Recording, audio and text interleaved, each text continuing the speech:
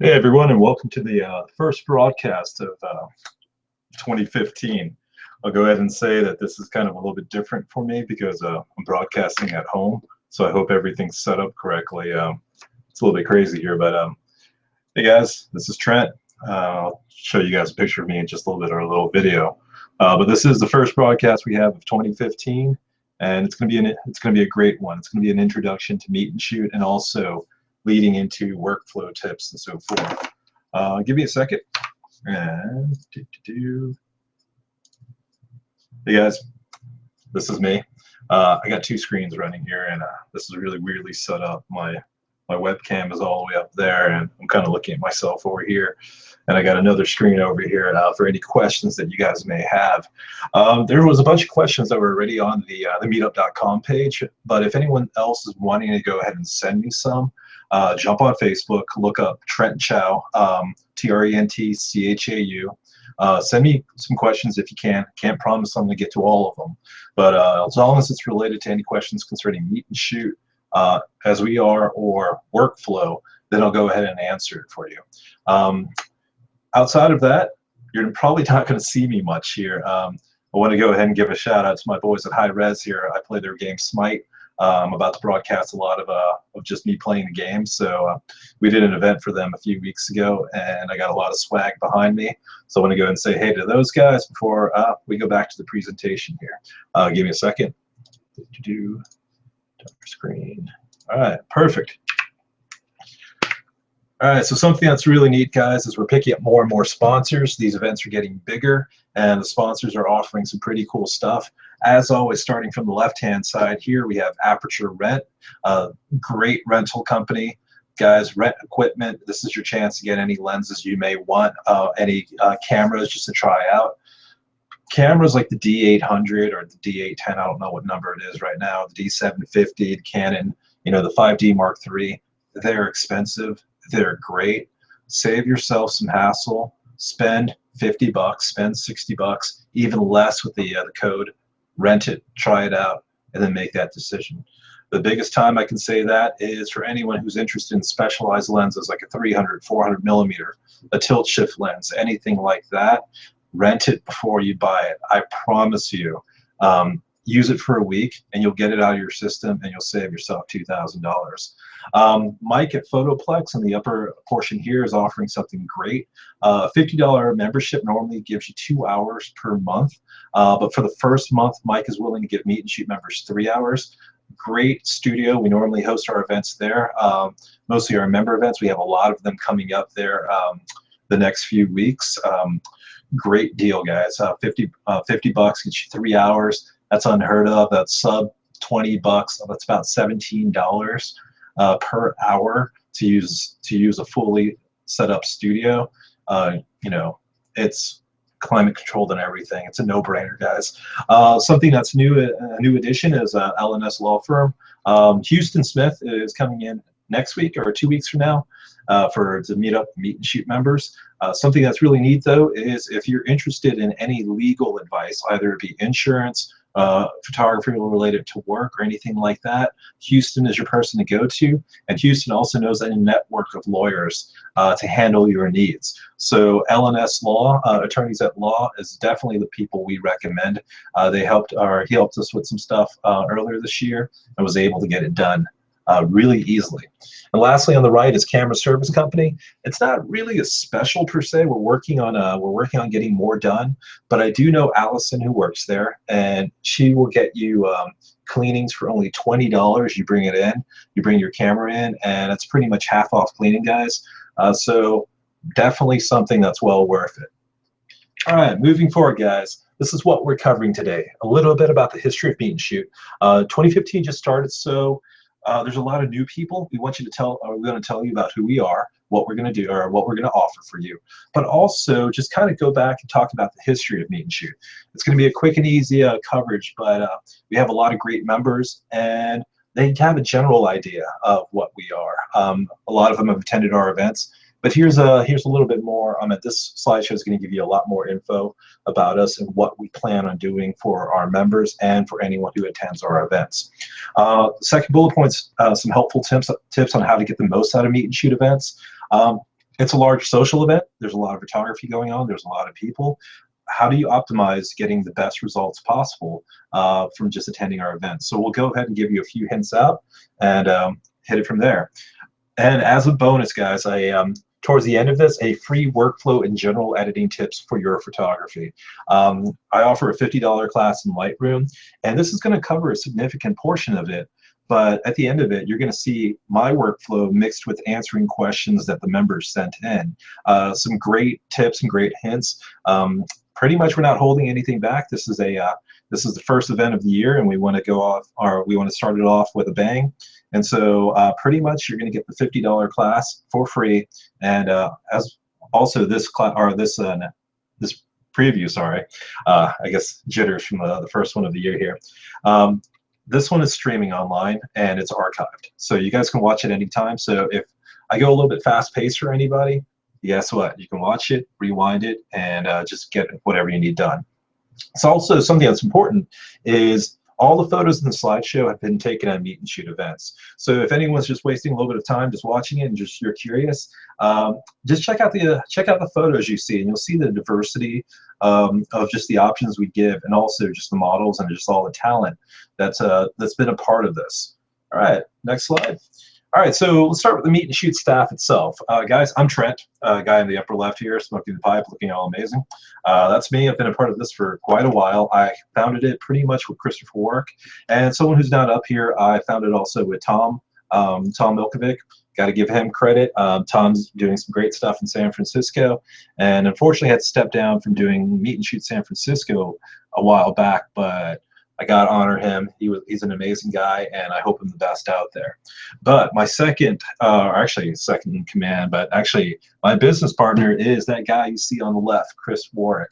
It doesn't get any better than having him as a partner, guys. I know Chris hasn't been around recently. For anyone who's attended Meet and Shoot for a while, you guys know Chris. He's busy at work, but he pretty much is I would say I'm the passion, even though he's up there too.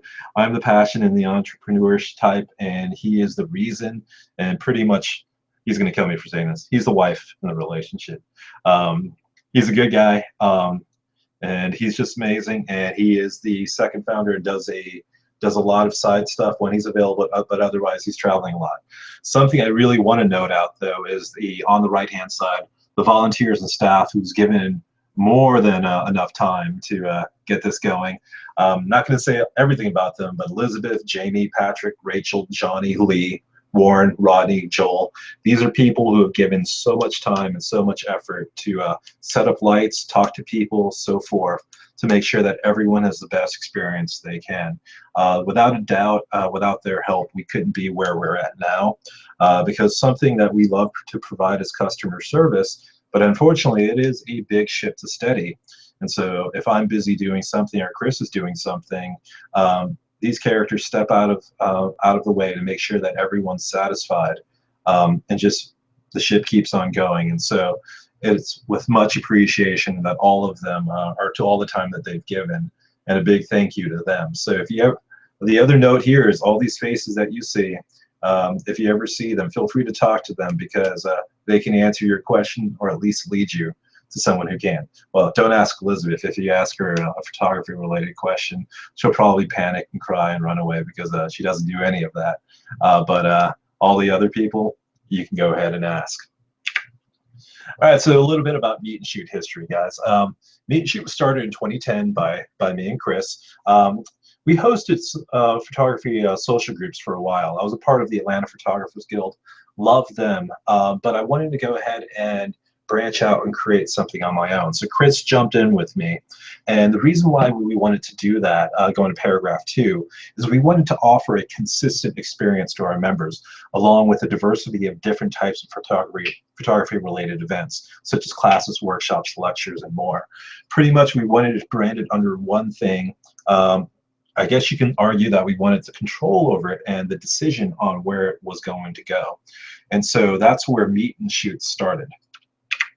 All right. So something that Chris and I do share, why we loved working together, is we love educating people. At the other events that we attended, it was a shoot. It was exactly what it advertised itself to be. They were photo shoots that were set up, but they weren't necessarily education oriented. Meet and Shoot at its core is an educational service and also an experience company. We provide an experience, kind of like Disney, but unlike Disney, we tell you how we do it. So we have the magic and we share the magic. So something we pride ourselves about at Meet and Shoot is we provide not only photography experience, but also an open arms policy explaining how it works. So those who want to just take photos can. So if you just want to come in, take great photos, guess what? No one's going to stop you. No one's going to inundate you with all this information about what to do. We're just going to let you be, create this great environment, let you come in, let you shoot, let you have fun. For those who really want to understand how it all works and also nurture their ongoing personal growth, we're the place to come, guys. We will we'll sit there, we'll talk to you, we'll teach you. We also have in our pipelines ways to expand that, where we teach you what you want to know. It's fully covered. You'll be surprised at how much we do cover in the sense of general classes, but we also even give individual education. All right, moving forward. 1 second, guys. I need to check on something just quickly. And it's fully mechanical keyboards here, so I'm gonna make some people happy, but you'll hear me click and clack once in a while. But a little bit more about our history, guys. As a Meet and Shoot event attendee, here's what you can expect from us from our events in 2015. It's always been this way, but we want to go ahead and reinforce this. This is kind of a mission statement for us. We provide an experience for you and the model. We recognize that there's 3 factors at every event that's important. Your happiness as a photographer, the model's happiness, and if we ourselves are happy. And so those 3 factors are critically important to us. So we are more interested in making sure you get good photos over using the event as a way to do our own photography. That's where it's critically important to us, guys. We are not setting up events so we could do photos. That is not our prerogative. We're setting up events so you could do photos. It's always been this way and will continue to be so. And so when we set up lights, when we set up so forth, we'll take a test shot. We'll do all of that, but we've already shot with the model, or we already have a shoot planned in the future with them, where at that event that day, we plan on optimizing your time to shoot with the talent. It's not about us shooting at any time. All right. So our setups are things we would photograph ourselves. We treat the experience like it's our own work. This means setting up more than just enough to get by. This is another critically important thing for us. We don't want to half-ass it. We want to set up something for you that we would shoot ourselves. For those who don't know, Chris and I are experienced photographers. Combined together, you know, it's probably over 25 years of shooting, but tenure doesn't necessarily mean stuff. For anyone who follows me on Facebook, you know that I shoot every week. A lot of people say they do love the quality of my work, and I appreciate that. But what I want to do is when we set this up, set it up so you guys are getting that also, that you guys are getting this quality of work that's worthy of being sold, that's worthy of being in catalogs, it's worthy of being in your portfolio. And so that means us setting up 3 lights when other places or other social groups may think 1 is enough. And to us, that makes it worth it to you, or makes it worth it for you guys to be there, which leads into the 3rd bullet point: opportunities worthy of your time. We want our models, lighting, and more to attract you to the experience to be had. We want to earn your business by offering outstanding photography event products that you can't just get everywhere. Something that we remember is this is a luxury, not a necessity, that you have your choice to spend your money anywhere you want as a photographer. And so we have to earn your business. So why would we offer something that why leave the home if it's not worth going to? For some of you, it's a trek. Some of you have made it as far as Alabama to all the way to Atlanta, well, north of Atlanta. Some of you have made it, from Macon, Georgia. Hell, some of you guys make it from Alaska once in a while, and we have to make it worth it. So we never forget that, guys. And so that's the promise for 2015. It's always been there, but we want to reiterate it to everyone that's there. That's what it is for Meet and Shoot. The critical thing, though, is it is structured with customer service in mind to get you great photographs as a photographer. And for the models, we have things for them that makes them happy, including they get paid and they get photos. And it's structured in a way where they will get it. All right, so moving forward, a Meet and Shoot membership. In 2013, we started a membership program, which is a year. You pay for the year. You pay $25 the year. And guys, it's been outstanding. We've had a lot of members. We've had a lot of members join. And because of that, we've had a lot of member events. The only bad thing is I am terrible at setting up a system to pay attention to memberships. So this is me being candid. Chris has been busy. This is my responsibility, and I haven't really held up to it. If you believe you need to pay for your membership, guys, please pay for it. No one's going to slap you on the hand and say you're overdue or anything like that. It's $25 for the year, and just remember when you paid it. I will probably put a system in place, or we'll probably put a system in place, but we use the $25 membership fee that you give us to schedule other events. So if you feel like you're getting worth, stuff worth more than $25, feel free to renew your membership as much as you want. But going to the paragraph here, Atlanta photographers love educational opportunities, and we wanted to find a way to sustain more consistent educational events. Thus, the $25 a year membership was born. In 2014, we actually scheduled 15 educational member events. I believe there was more, but 15 was a safe number. I actually didn't look back. Just kind of remembered off the bat how many I did do myself, but there was 15 of them at least. We talked about a plethora of items, including lighting, editing, branding, and more. I remember a few specific ones where we talked about how to make a watermark, how to do or how to shoot with cheap lighting equipment, where we shot with a less than $100 worth of lighting and got usable, perfect result, or not perfect, but very usable results with them. And so we showed members where you don't have to spend thousands of dollars to achieve great results. We also showed Hollywood lighting, stuff like that. So these member events are pretty amazing, and they're set up to be both very intriguing and very informative. These member events averaged less than $2 if you attended all of them. There was a few members who did, like Rodney and so forth, where you guys were able to make it to a majority of them, and it became less than $2 per event, guys. That's incredibly insane, because these events that you're going to, they're worth $50 to $100, people have said. We don't give all the secrets away, but we give quite a bit. And for those who've made it out there, they've been to other events, and they say, Trent, Chris, I would pay $50 to $100 for these events, and you guys give us more. It's been consistently, our people consistently told us that, and it amazes us and makes us happy, because that's what we're trying to do. The membership, Meet and Shoot membership, is allowing us to do that. So in 2014, we started broadcasting our events live stream. Every event we had, we would go ahead and try to broadcast it online. And it had its ups and downs, but it got to a certain point where I think it's getting good. Like that's why we're doing these events now, where there's 2 events every month now. One where we're there in person and we still broadcast it online, but then also another one where I'm just broadcasting it online from my home.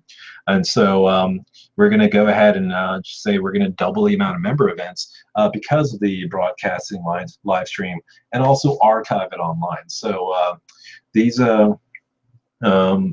this is what some of the benefits of the membership is going to, or what some of the membership money is going to, creating just a live stream database, or sorry, a streamed database for you guys to be able to get information and so forth to up your photography game. So we're proud to say in 2015 we're planning even more awesome events, including more streaming events. Some of the events of the past will also be revisited and updated. So if anyone joined just recently and became a Meet and Shoot member, let's say the last few months, don't fret, guys. We're going to go ahead and cover a lot of stuff we've covered in the past and just reinvigorate it and put great new information into it. So just be patient with us there, and you guys are going to get a boatload of information. All right, so 2015 has our membership events growing even more. We're excited about announcing more broadcasting events along with in-person events. In-person events will bring special guest speakers and other hands-on types of lectures that are sure to teach you at least one or two things you may have not known. Guys, for concerning this, if it's a member event, please try to make it mostly if we have a special guest, because it's just a show of wanting to attend with them and also just be a part of it. For example, on February 10th, a lot of you guys have registered. We have Houston Smith, an attorney in Atlanta, coming in to answer general questions and talk about things related to photography. If you can, be supportive and get out there and ask questions. Ways we're going to moderate it is we're going to stream it online, but we're going to make it so you can only ask questions if you're there.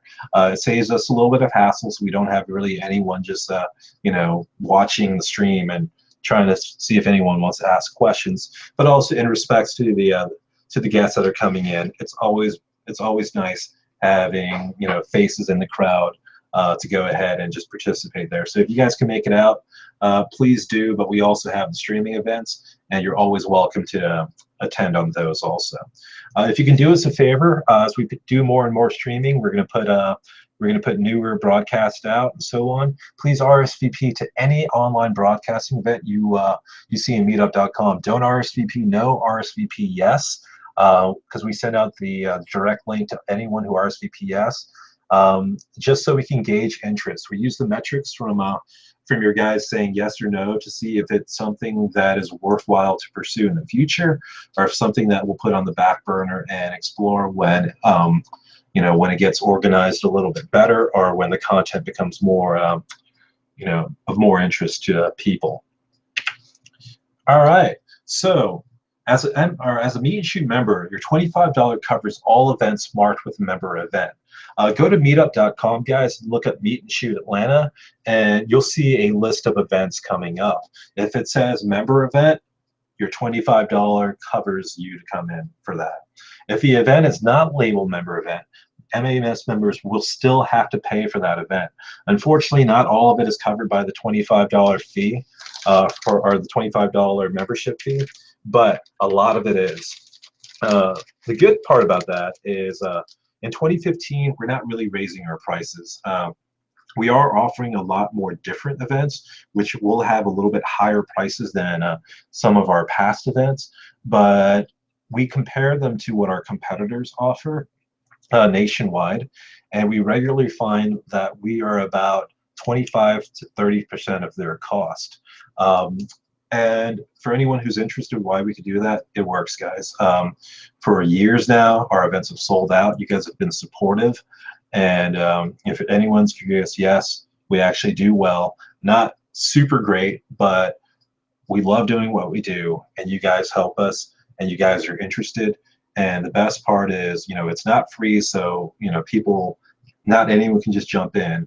But you guys are getting your value for it, and a lot of people are signing up, and we're really happy charging the prices we do, so we don't plan on changing it. What we do want to tell people, though, is if you see an event and it's a little bit more expensive than you're used to at a Meet and Shoot event, feel free to ask me, hey Trent, how much does a comparable event cost? And I will give you a straight quote on, this is what our research said, and this is how much a comparable event costs to what you're getting. Something that we've gotten a lot of compliments about over the last 5 years. This has been said before, and I'll say it again. Someone will attend our event, someone who's just moved from another place. They'll go to one of our events after being in Miami, New York, Los Angeles, and their jaws will just drop, and they're like, you guys deliver so much for the price that we pay that it's hard to go back. And you guys are a lot more open about it and friendly, and we're not always trying for that. We're not trying to always get that compliment, but it's nice.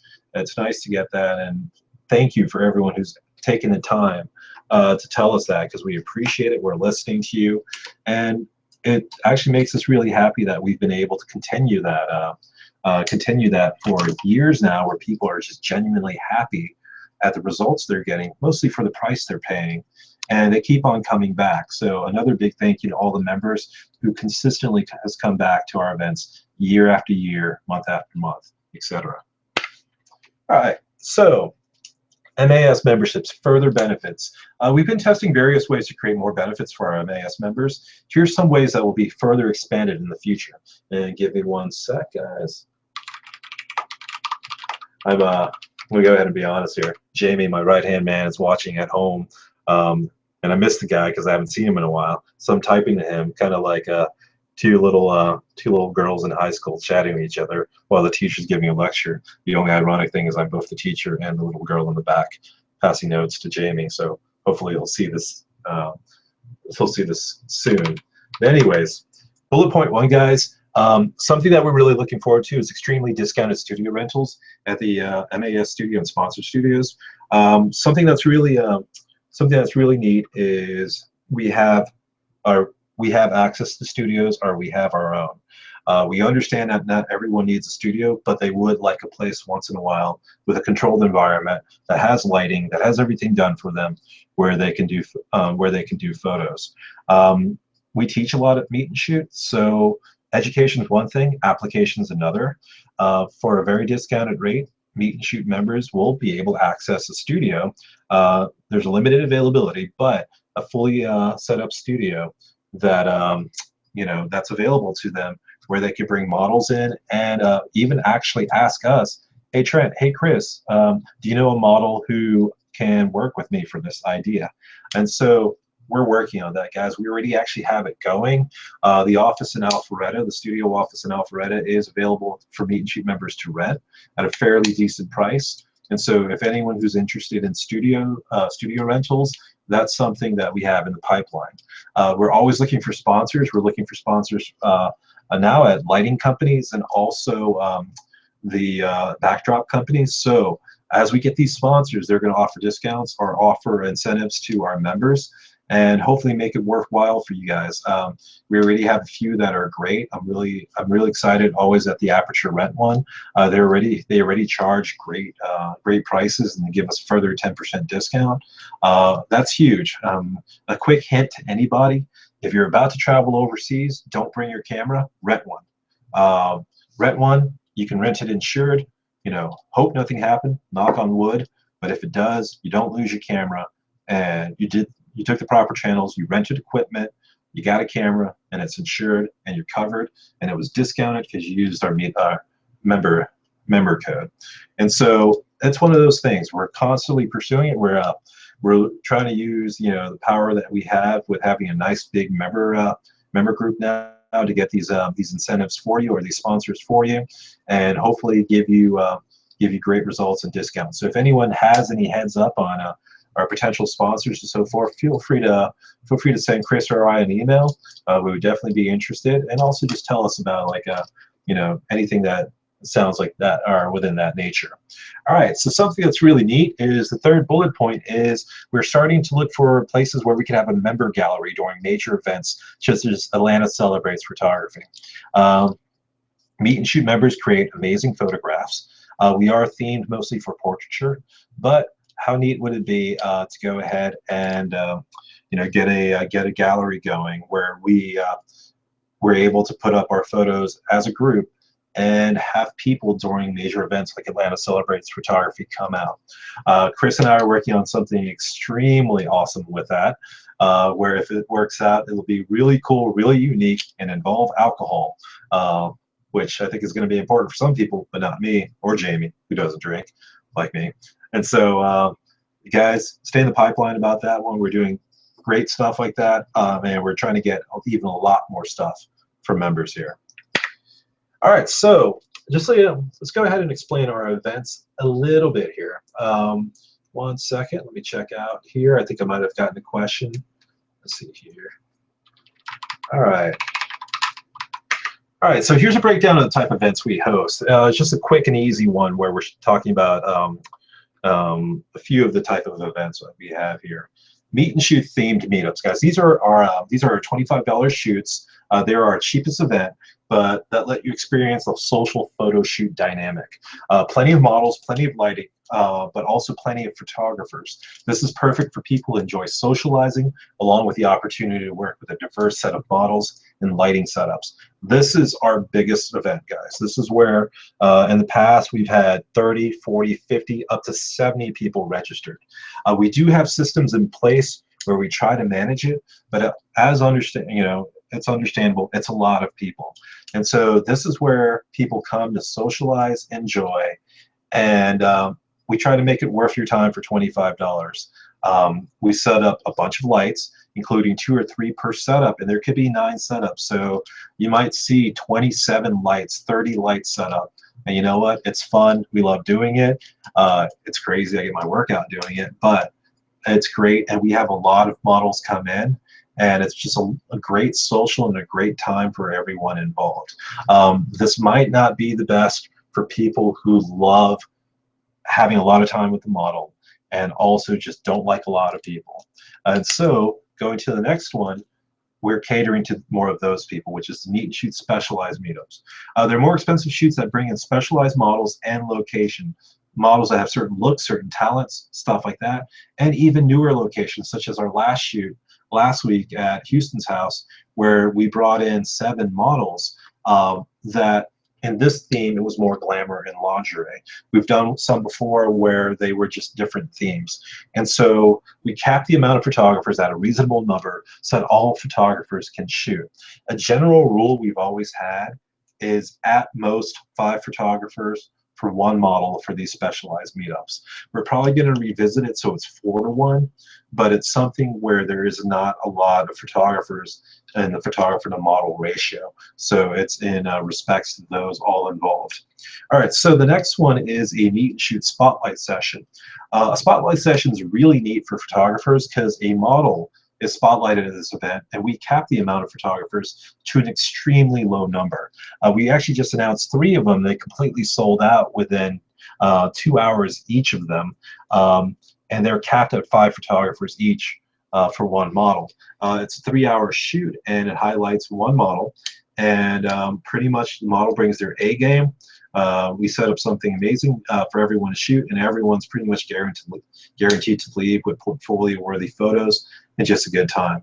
These events are a little bit more expensive, but really worth it, and also caters to the photographers who think that they need more time with the model, but ultimately spends a lot less than what they would or what the model would charge them, or what the studio would charge them just for working by themselves. And so the way I treat it, or the way I think about it, guys, is I equate a lot of everything to food. And so meet and shoot themed meetup for $25 is like a buffet. There's a lot of food. It's not really specialized. There's a lot of options, but there's not necessarily filet mignon or anything like that. It's not a steakhouse or anything like that. And then on the very bottom, you have the spotlight sessions, which are pretty much a personal chef cooking you what you want, sets up all the lighting, sets up the event, sets up the model. Model works. You bring your camera, you click it, and you pay a little bit more, and you get this amazing thing that you go home and you don't have to worry about breaking it down. You don't have to worry about booking the model, etc. It's all the work's done for you. You just go in as a photographer and you leave. It feels kind of like one of those things, or someone's explanation of like a really popular celebrity photographer where everything's set up for them by their assistants. They come in, they fly in, they click a button, they leave, and then the assistants break everything down. Pretty much that's what we're doing for you there. All right, so the next one is meet and shoot lectures and classes. We are more than just photo shoots, guys. We actually teach classes and lectures where we sit down and talk everything related to photography, including techniques and processes, covering a wide range of stuff such as camera basics and camera functionality. We cover camera technicalities if you're ever interested. We teach lighting from basic 1-light setups all the way to even complicated lighting setups, including 4 or 5 lights, or not even number of lights, but everything you need to understand about it. Photography editing, anything you need to know on the post-processing side, we cover that. And also other interesting topics such as model interaction and more. Something I will go ahead and say is meet and shoot is very much portrait oriented. I won't say we're exclusively portrait based or people based, but my majority coverage is people. Chris is more than likely going to cover the other stuff, such as excuse me, such as you know, shooting with products or so forth. But my acumen lies more in portraiture and working with people, and I love doing what interests me. So most of our classes and lectures deal with that, but what you learn in them can be applied to every field of photography, because photography, all it is lighting. Once you learn lighting, you can just go ahead and put anything you want in front of it. All right, so meet and shoot workshops, instruction-oriented photography events in which we showcase and educate on various photography topics. It's like lectures and classes, but you also you're able to apply it real time. So where in lecture and classes we sit down and we talk to you, and then you pretty much take notes, or you get a you get a book or so forth, or you get a a little handout. The workshops, a lot of our stuff is set up as workshops. During the lecture or right after the lecture, we put you right in the fire. We say, here's the exact thing that we were talking about, and here's how it's done. We show you, but we also let you mess with the equipment, mess with what you need to get done to get it done real time. So the reason why we do that is, it's one thing to be educated, guys. It's one thing to be taught, but as everyone knows, a teacher can say something and it's going to sound right, but then when you're on your own and when you're applying it, and all these hurdles you have to jump over, and you just trip over one thing where everything just kind of bundles up and it gets worse and worse. Well, when we do the workshops, we don't necessarily take it easy on you, but we'll help you and we'll explain, we'll fix it for you, but we'll also explain why. Our interest is making sure everyone can go out there and be more comfortable doing what we do. And we give the solution why, and we also explain it to make sure you know it and work with you on that. And so education is presented in a hands-on fashion, and allows participants to actually work with the model and the equipment. So this is great for people at various skill levels. We cater to all skill levels. And you guys have met photographers who said they've shot for 25 years. Some of them have shot the same thing for 25 years. So it's not the tenure in which they shot.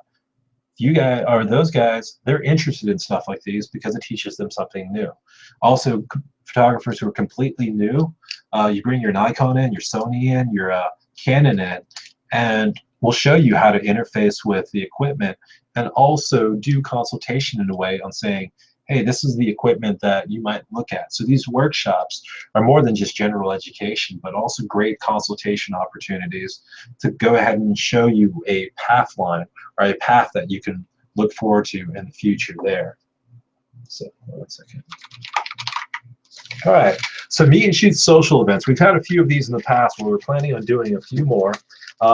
Social events meet up at places such as restaurants and more, where we all just sit, chat, and enjoy food and company, and talk about photography and more. Here's where I need you guys to go ahead and send me some suggestions that you have. We're a good group. We're a good social group. We love what we do. We all enjoy photography. Something that I love personally is helping those we care about.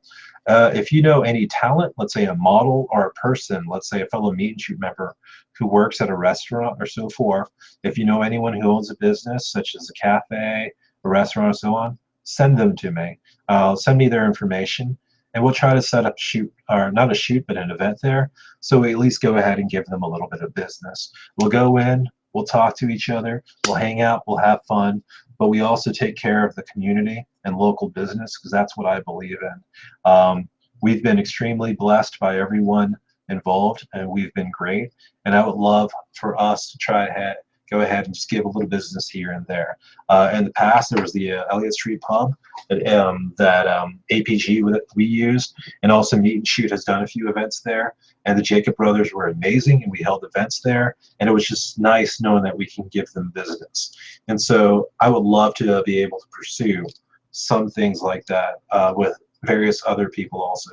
So I implore you guys, send in any suggestions that you may have, and various, in and around Atlanta, because not everyone is up here closer to Alpharetta like we are. I would love to see some more stuff in Atlanta and so forth. So yeah, jump into it, guys. If you have suggestions, please send them over. All right, so let's go into some tips at our events. But let me ask Jamie how things are going on his end. I'll go ahead and say this. This is me being a little bit candid here, guys. I'm actually broadcasting on a lot of new equipment, stuff that you helped us get. I'm broadcasting on my gaming equipment of all things. And so I just wanted to make sure and just check a little bit, but also give you guys a little bit of a break to take everything in that we were just talking about. Make sure to send me any questions that you may have on Facebook. Unfortunately, I don't think anyone sent me anything yet, but I would love to answer anything there. All right, guys. Here's some tips. First of all, let me get some water here. Let me see here. All right, 1 second. All right, bullet point 1, guys. People who attend and run Meet and Shoot love to help. So it's not just the people who run it, like me, Chris, and all the helpers. Not helpers, but staff and all that too, Jamie and so forth. But something that we have been extremely blessed with is the fact that people who've gone to Meet and Shoot are some of the friendliest people that I've ever met. And I am extremely thankful for it.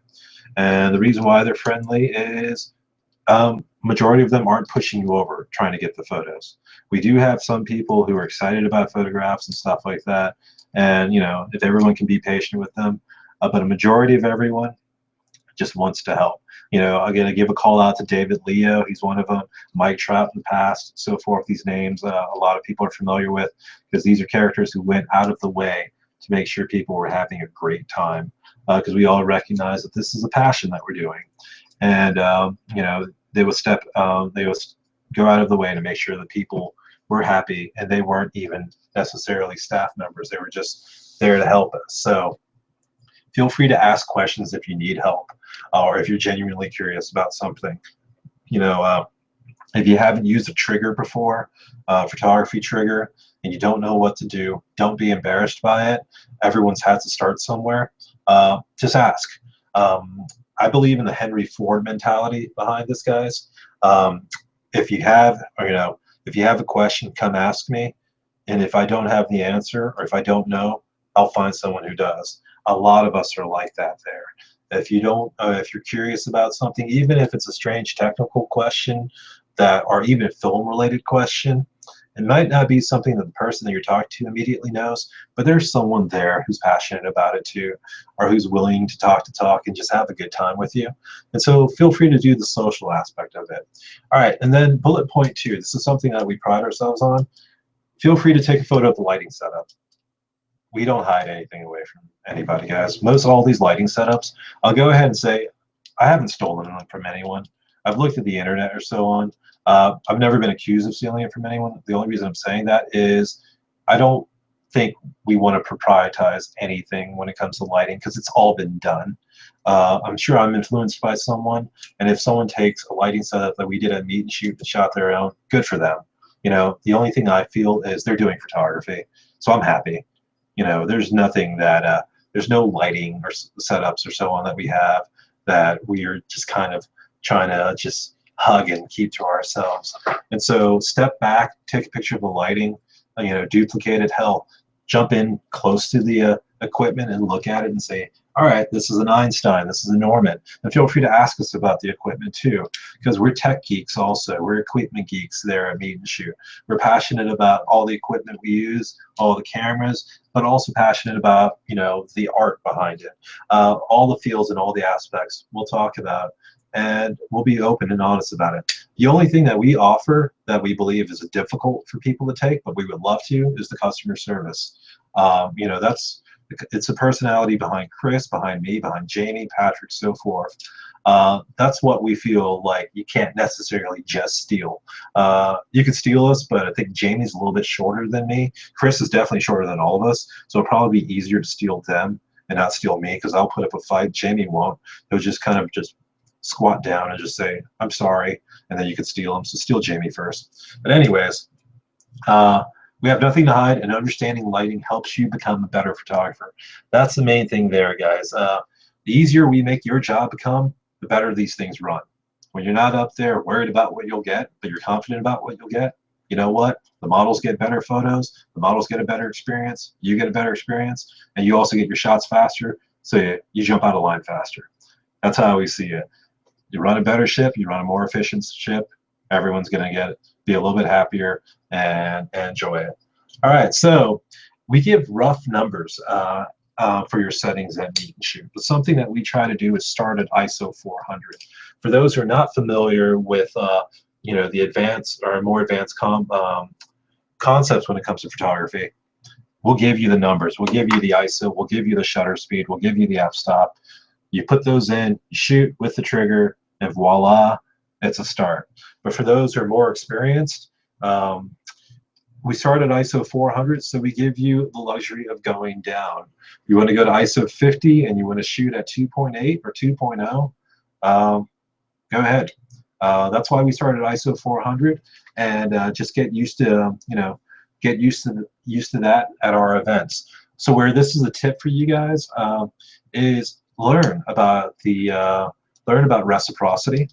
Come take education courses from us, or just read up on it online. Once again, reciprocity and the relationship between ISO, aperture, and shutter speed.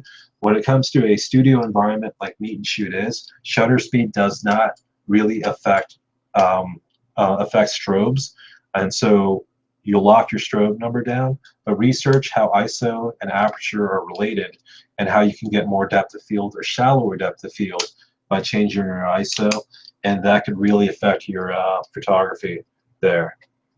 All right, so further tips. Please shoot to have fun. Everything is mostly set up for you. Just do your thing and enjoy. A lot of people are inspired by other photographers who look experienced or who are experienced working up there, and they feed off your energy. Models feed off your energy. This isn't supposed to be a job for anyone. It is a job for us, but we love what we do. When you come to our events, have fun, guys. I will go ahead and say one of the coolest things is people love watching other photographers work. I know it sounds weird saying such, but they are inspired by you. They're inspired by us, and it really affects how they pursue their own photography. So just have fun, enjoy it, and just get some great photos. If worst comes to worst, for a little bit of time, it's you and the model together, where you're trying to achieve something that's really neat and really fun. We want everyone to have an enjoyable time there, and that's the main thing. So at the end of it all, guys, don't forget, just have fun. All right, so please give your contact info for the models. We say it all the time, and I'll go ahead and repeat it. Meet and Shoot is not a modeling company. We want these models to work with other people. We want these models to work with other social shoots. We recognize that what people will call competitors come to our events. You know what? They're not competitors. I embrace, and Chris embraced, the idea that people have the opportunity to go to do photography. That's it. We are an event company that offers an experience, and we are extremely thankful to anyone who sets up our social shoots, because it's a lot of hard work, but at the end of it all, we're giving people opportunity to do stuff that they haven't done before, or that they are willing to go ahead and participate in, and we don't forget that. And so feel free to give your contact info to the models. The only thing we ask for is don't do it while they're modeling up there. Wait until after the event or when they're on break. We try to give models breaks. It's not a guaranteed schedule, guys, so you may have to look around or after the event. There are some members who have to leave early. I understand that you want to go ahead and give the model your contact info, but please be considerate to all of the people involved. As soon as you talk to the model, even precious minutes that you're taking away is time that you're taking away from other people shooting. That's why we would love for you to wait for breaks or after the event, because you're shooting up there for 5 minutes and you spend 2 minutes, 3 minutes talking to them, telling them about your new idea, or trying to give them your latest mixtape.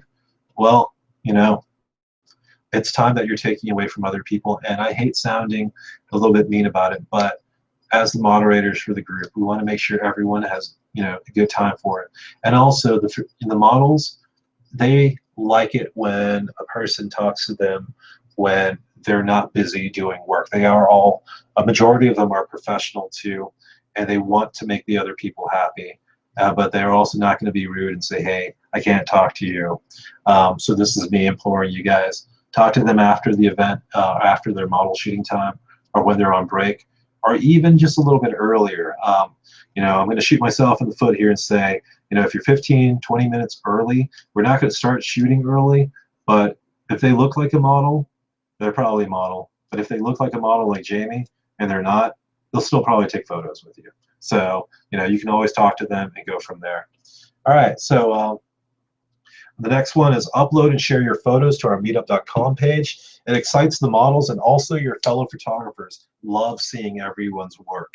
Feel free to share it, guys. I know some of you guys, you know, don't want to share it. You know what? Don't. But please do if you guys don't mind. The models love seeing the photos. Fellow photographers love seeing the photos because they're comparing, like, oh, the person shot the same thing, but they're processing it different. They're doing stuff like that. You know, it's neat being involved in the same event and seeing how everyone treats it differently, or everyone sees something differently, and it helps challenges us to achieve newer and better results. And so I would love for you guys to share your photographs. If you can, share it on our meetup.com page. The reason being is because meetup.com, with our research, is the one that has been the least draconian in the sense of copyright laws and so forth. Meetup.com recognizes that your photos are your photos, and they won't, you know, pull anything crazy with it in the sense of like how Facebook and Instagram, you know, was dealing with copyright issues a few years ago. And so it's just, you know, just be, if you do share the one that we do, to send to every model is our meetup.com page. And so if you're interested in showing models your photos that are attending our event, we unfortunately don't share your personal page or anything like that.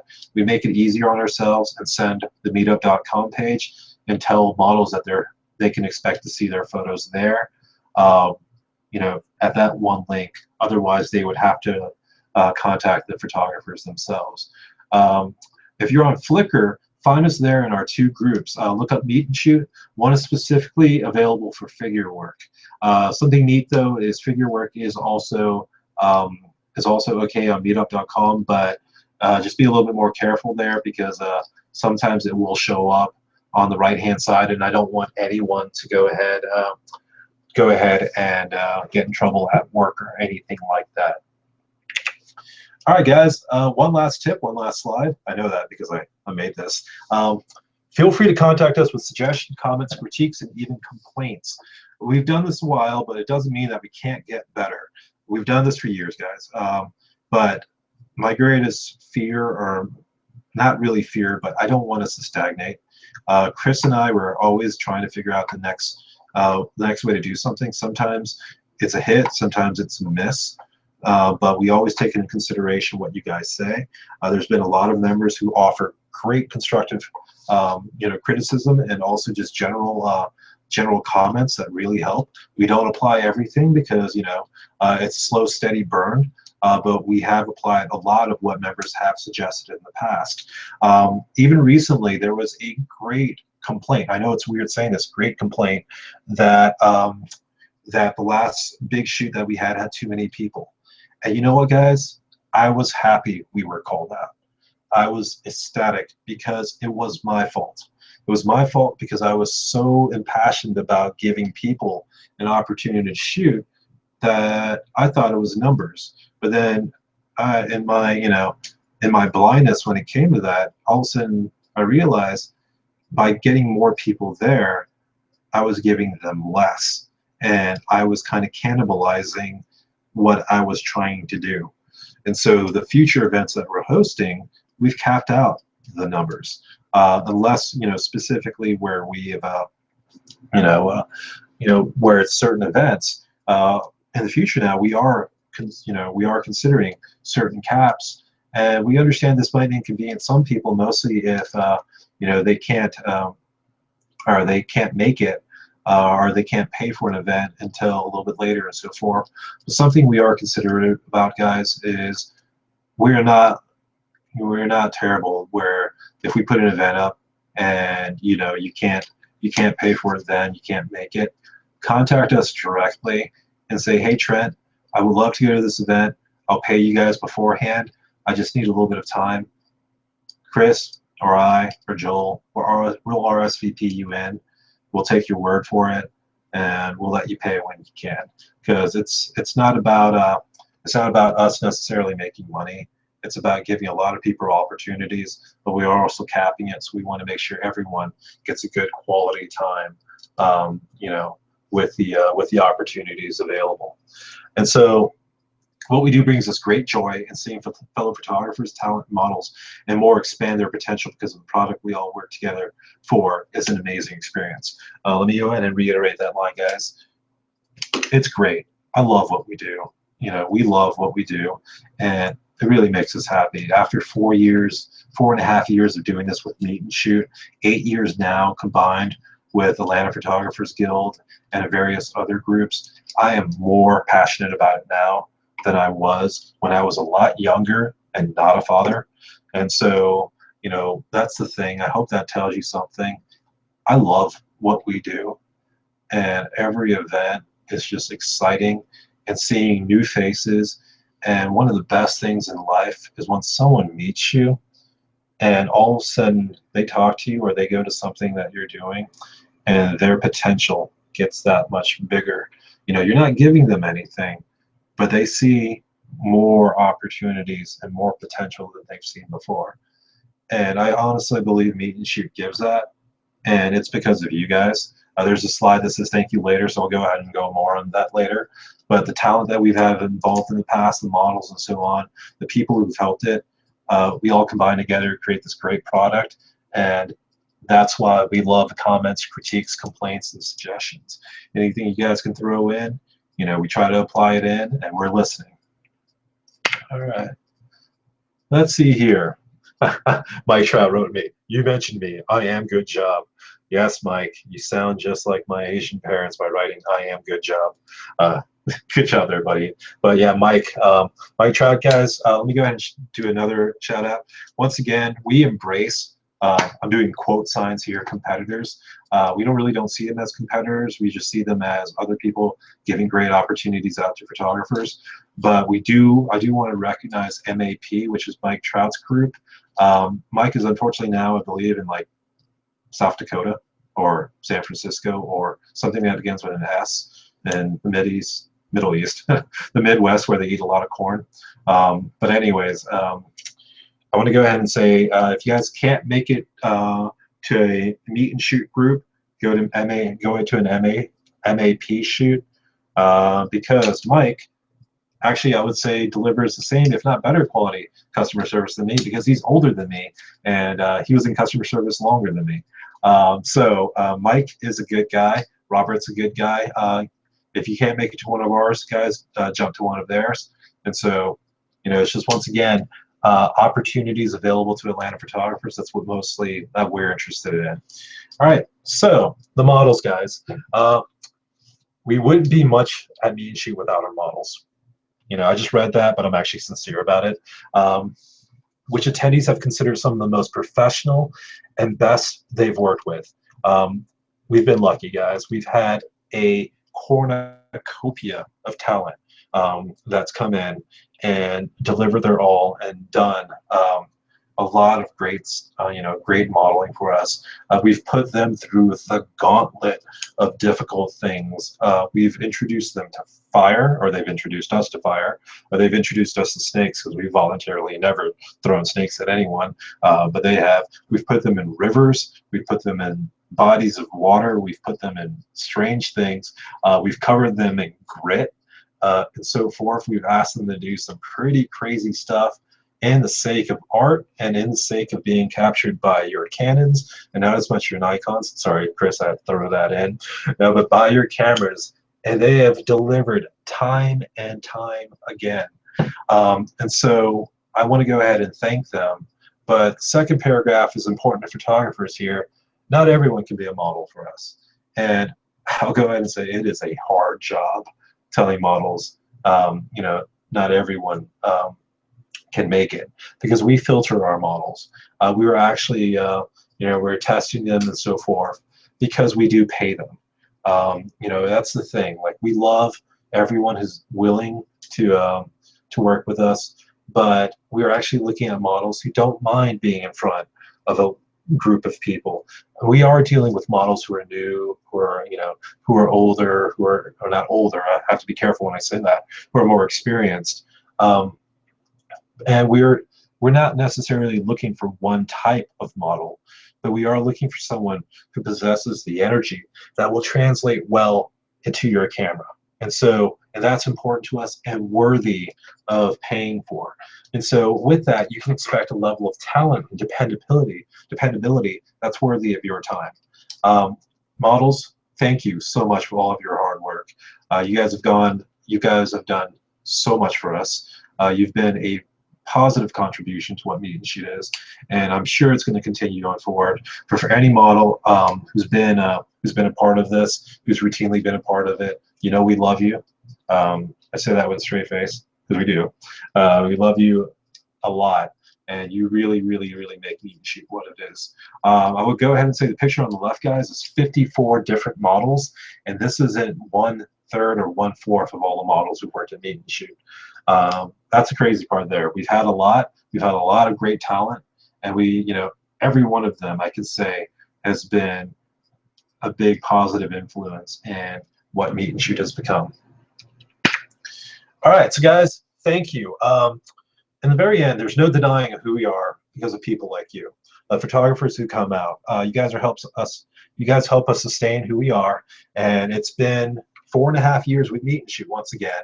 Over 200 plus events where we've sold out a major amount of them, but also with your member contributions and with the shoots that you guys help sell out, we can also do the shoots that may not do as well, but keep them going so we can compensate the models and so forth. So we're trying new ideas out. We're not always trying to do the safe bet by doing, you know, a certain type of shoot or so on. And your contributions and all that really help. And so thank you for your continued support. We look forward to all the fun and new events to be held in 2015. Here's the thing, guys. If you love what we do, many have told us we should increase the membership cost. It's not going to happen. It's $25. We appreciate everyone who is a member. But I will go ahead and say here, if you feel like contributing more, we would love that, guys. Here's the promise to you. It goes to member events. It goes to make sure that the educational and photography opportunities in Atlanta and beyond grow. It helps us do that. It helps us secure new venues, secure models, and so forth. And so if you guys can contribute, we would appreciate it. If you want to, you don't have to. But for anyone who is watching this stream now and you are not a member yet, because I invited certain people to come in and just see what we're talking about, this is who we are. This is a little bit about what Meet and Shoot does. You know, I appreciate that you've spent an hour listening to me talk about it. But that's how we've designed it. We want you know, we want people to enjoy the experience. We want people to come out at these events, these lectures, these classes, these shoots, and just really get something out of it. And any contribution to the cause helps. So give me a second, guys. The next slide is workflow and editing. We're talking about general workflow tips and tricks and a little bit of Lightroom magic. I'm going to go ahead and just chat a little bit on the camera while I also talk to a few people here. This is your chance to either send me an email to trent@trentchow.com to ask any questions related to either Meet and Shoot, which I really don't think most people are going to write about, or send me workflow questions. Also, you can message me on Facebook, Trent Chow, TRENTCHAU, and you know, I'll go ahead and check. Give me about 2 or 3 minutes, guys, to drink some water, catch up on stuff, and and then we'll continue the presentation.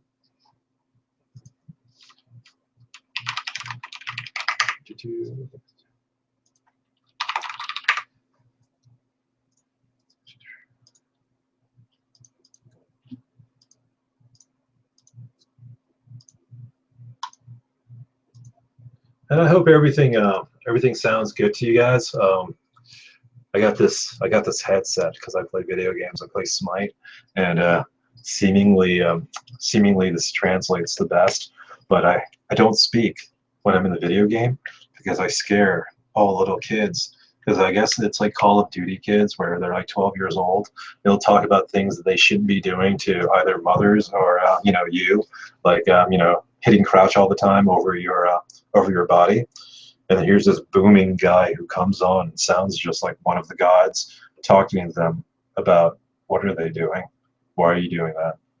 No, I'm not that terrible on video games, but it's kind of funny that I don't speak there. All right, let me check here. That's awesome. Hey guys, if you guys have a chance, check out some of the events that we've posted up. There's a lot of new ones that are up, and also there's a couple of lighting classes and so forth that will be announced soon. We appreciate anyone who is registered. This week we've had about I would say I'll go ahead and give the metrics. We've had about 43 registrations to our events. Thank you so much. Just tells us that you like what's being put out, and just keeps us trucking. All right, in just a second, we'll move a little bit forward. I have to contact my man Jamie here. How goes, buddy? And see what he says. All right. Oh, hey Tim. Tim just wrote me, dude, you're doing good on the webinar. Hi from Macon. And my dumbass response is, Macon used to have a baseball team.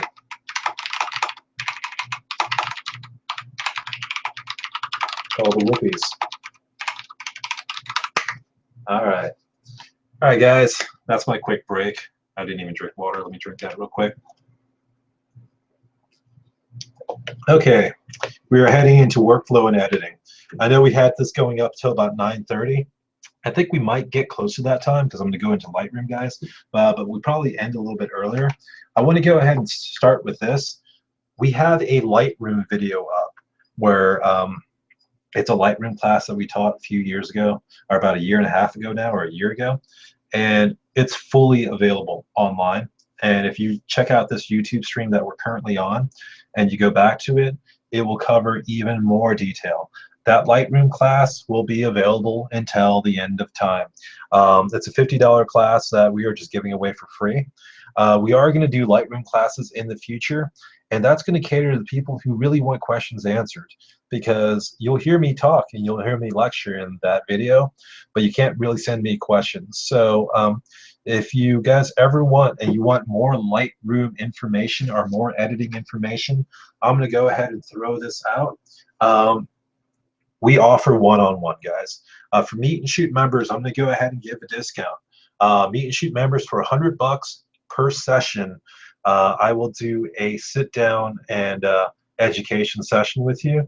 This covers anything from basic lighting to photography, or to learning photography, learning everything you need to know about photography, to Lightroom editing and so forth. For studio lighting and complex stuff, and also model shooting, unfortunately I cannot give a discounted rate for that one. If you're interested in any of that, guys, send me an email to trent@trentchow.com. And the reason why this is great, excuse me, is we have a computer there, we sit down, we show you, and we get you going, and it's catered one-on-one to you. I used to be an instructor at Showcase in Atlanta, and so I do have experience with this, and so I can promise you that you'll get great quality education, structured education, and it's worth your time and your money. All right, moving forward, guys. Workflow is important. Workflow is something that's important to start getting good at as a photographer. So here's some hints and tips from Trent on how to start organizing your workflow to quickly edit and get images out to public ASAP. I will go ahead and say this: workflow to a certain point is subjective. What we do is dependent on the photographer itself. Take everything that I teach you with this as a, oh, that's neat, but don't necessarily embrace it as you would do all the time, because there might be a way that you do it that's better. There might be a way that I do it that works well for me, but not necessarily works well for you, depending on what hemisphere of your brain that you dominantly use, stuff like that. So not only will I be talking about basic tips concerning workflow, but also workflow via Lightroom. I am a huge Lightroom fan, and so I'll show a lot via Lightroom, but also within Lightroom show you where it works if you don't have Lightroom, or ways to do it. I would love if questions were sent in, but I might get busy or go off on a tangent concerning certain things. But feel free to send me questions if you have any. I'm checking now if anyone has. All right, LJ, I got your question, but it's not related to this. I'll answer to you on Facebook. Let me see here. Wow, I got a lot of weird questions like sure, which is not really a question, but I'll go ahead and answer that in a little bit later. Let me see here. Answer this person real quick. All right, guys, before we go on moving forward, what is workflow for anyone who might not necessarily know?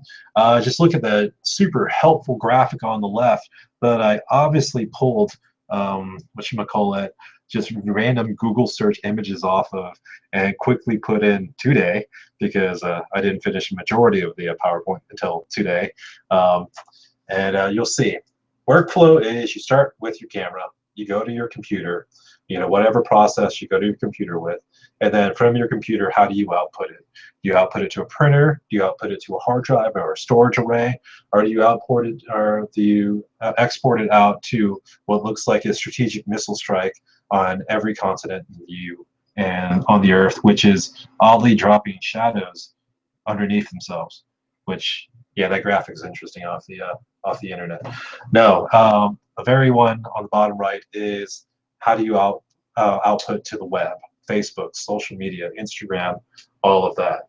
And so that's what workflow is. Your total pathway on how to get it from your camera to your computer to wherever the final destination is going to be. All right, so before we leave this presentation, guys, there were a couple great questions that were on the that was put on the member event.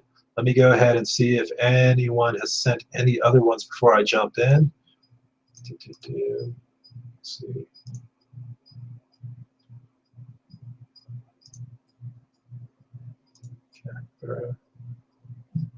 Oh my goodness. I didn't want to do it, but I got to, because I'm getting birthday wishes already. I turned old tomorrow. I turned 34. In 30 years, I wonder if people will still love me. Just kind of like the Beatles said. Let me see here. I made Jamie laugh. Let me see here. Carol did ask a question, will I ever do an intro to Photoshop?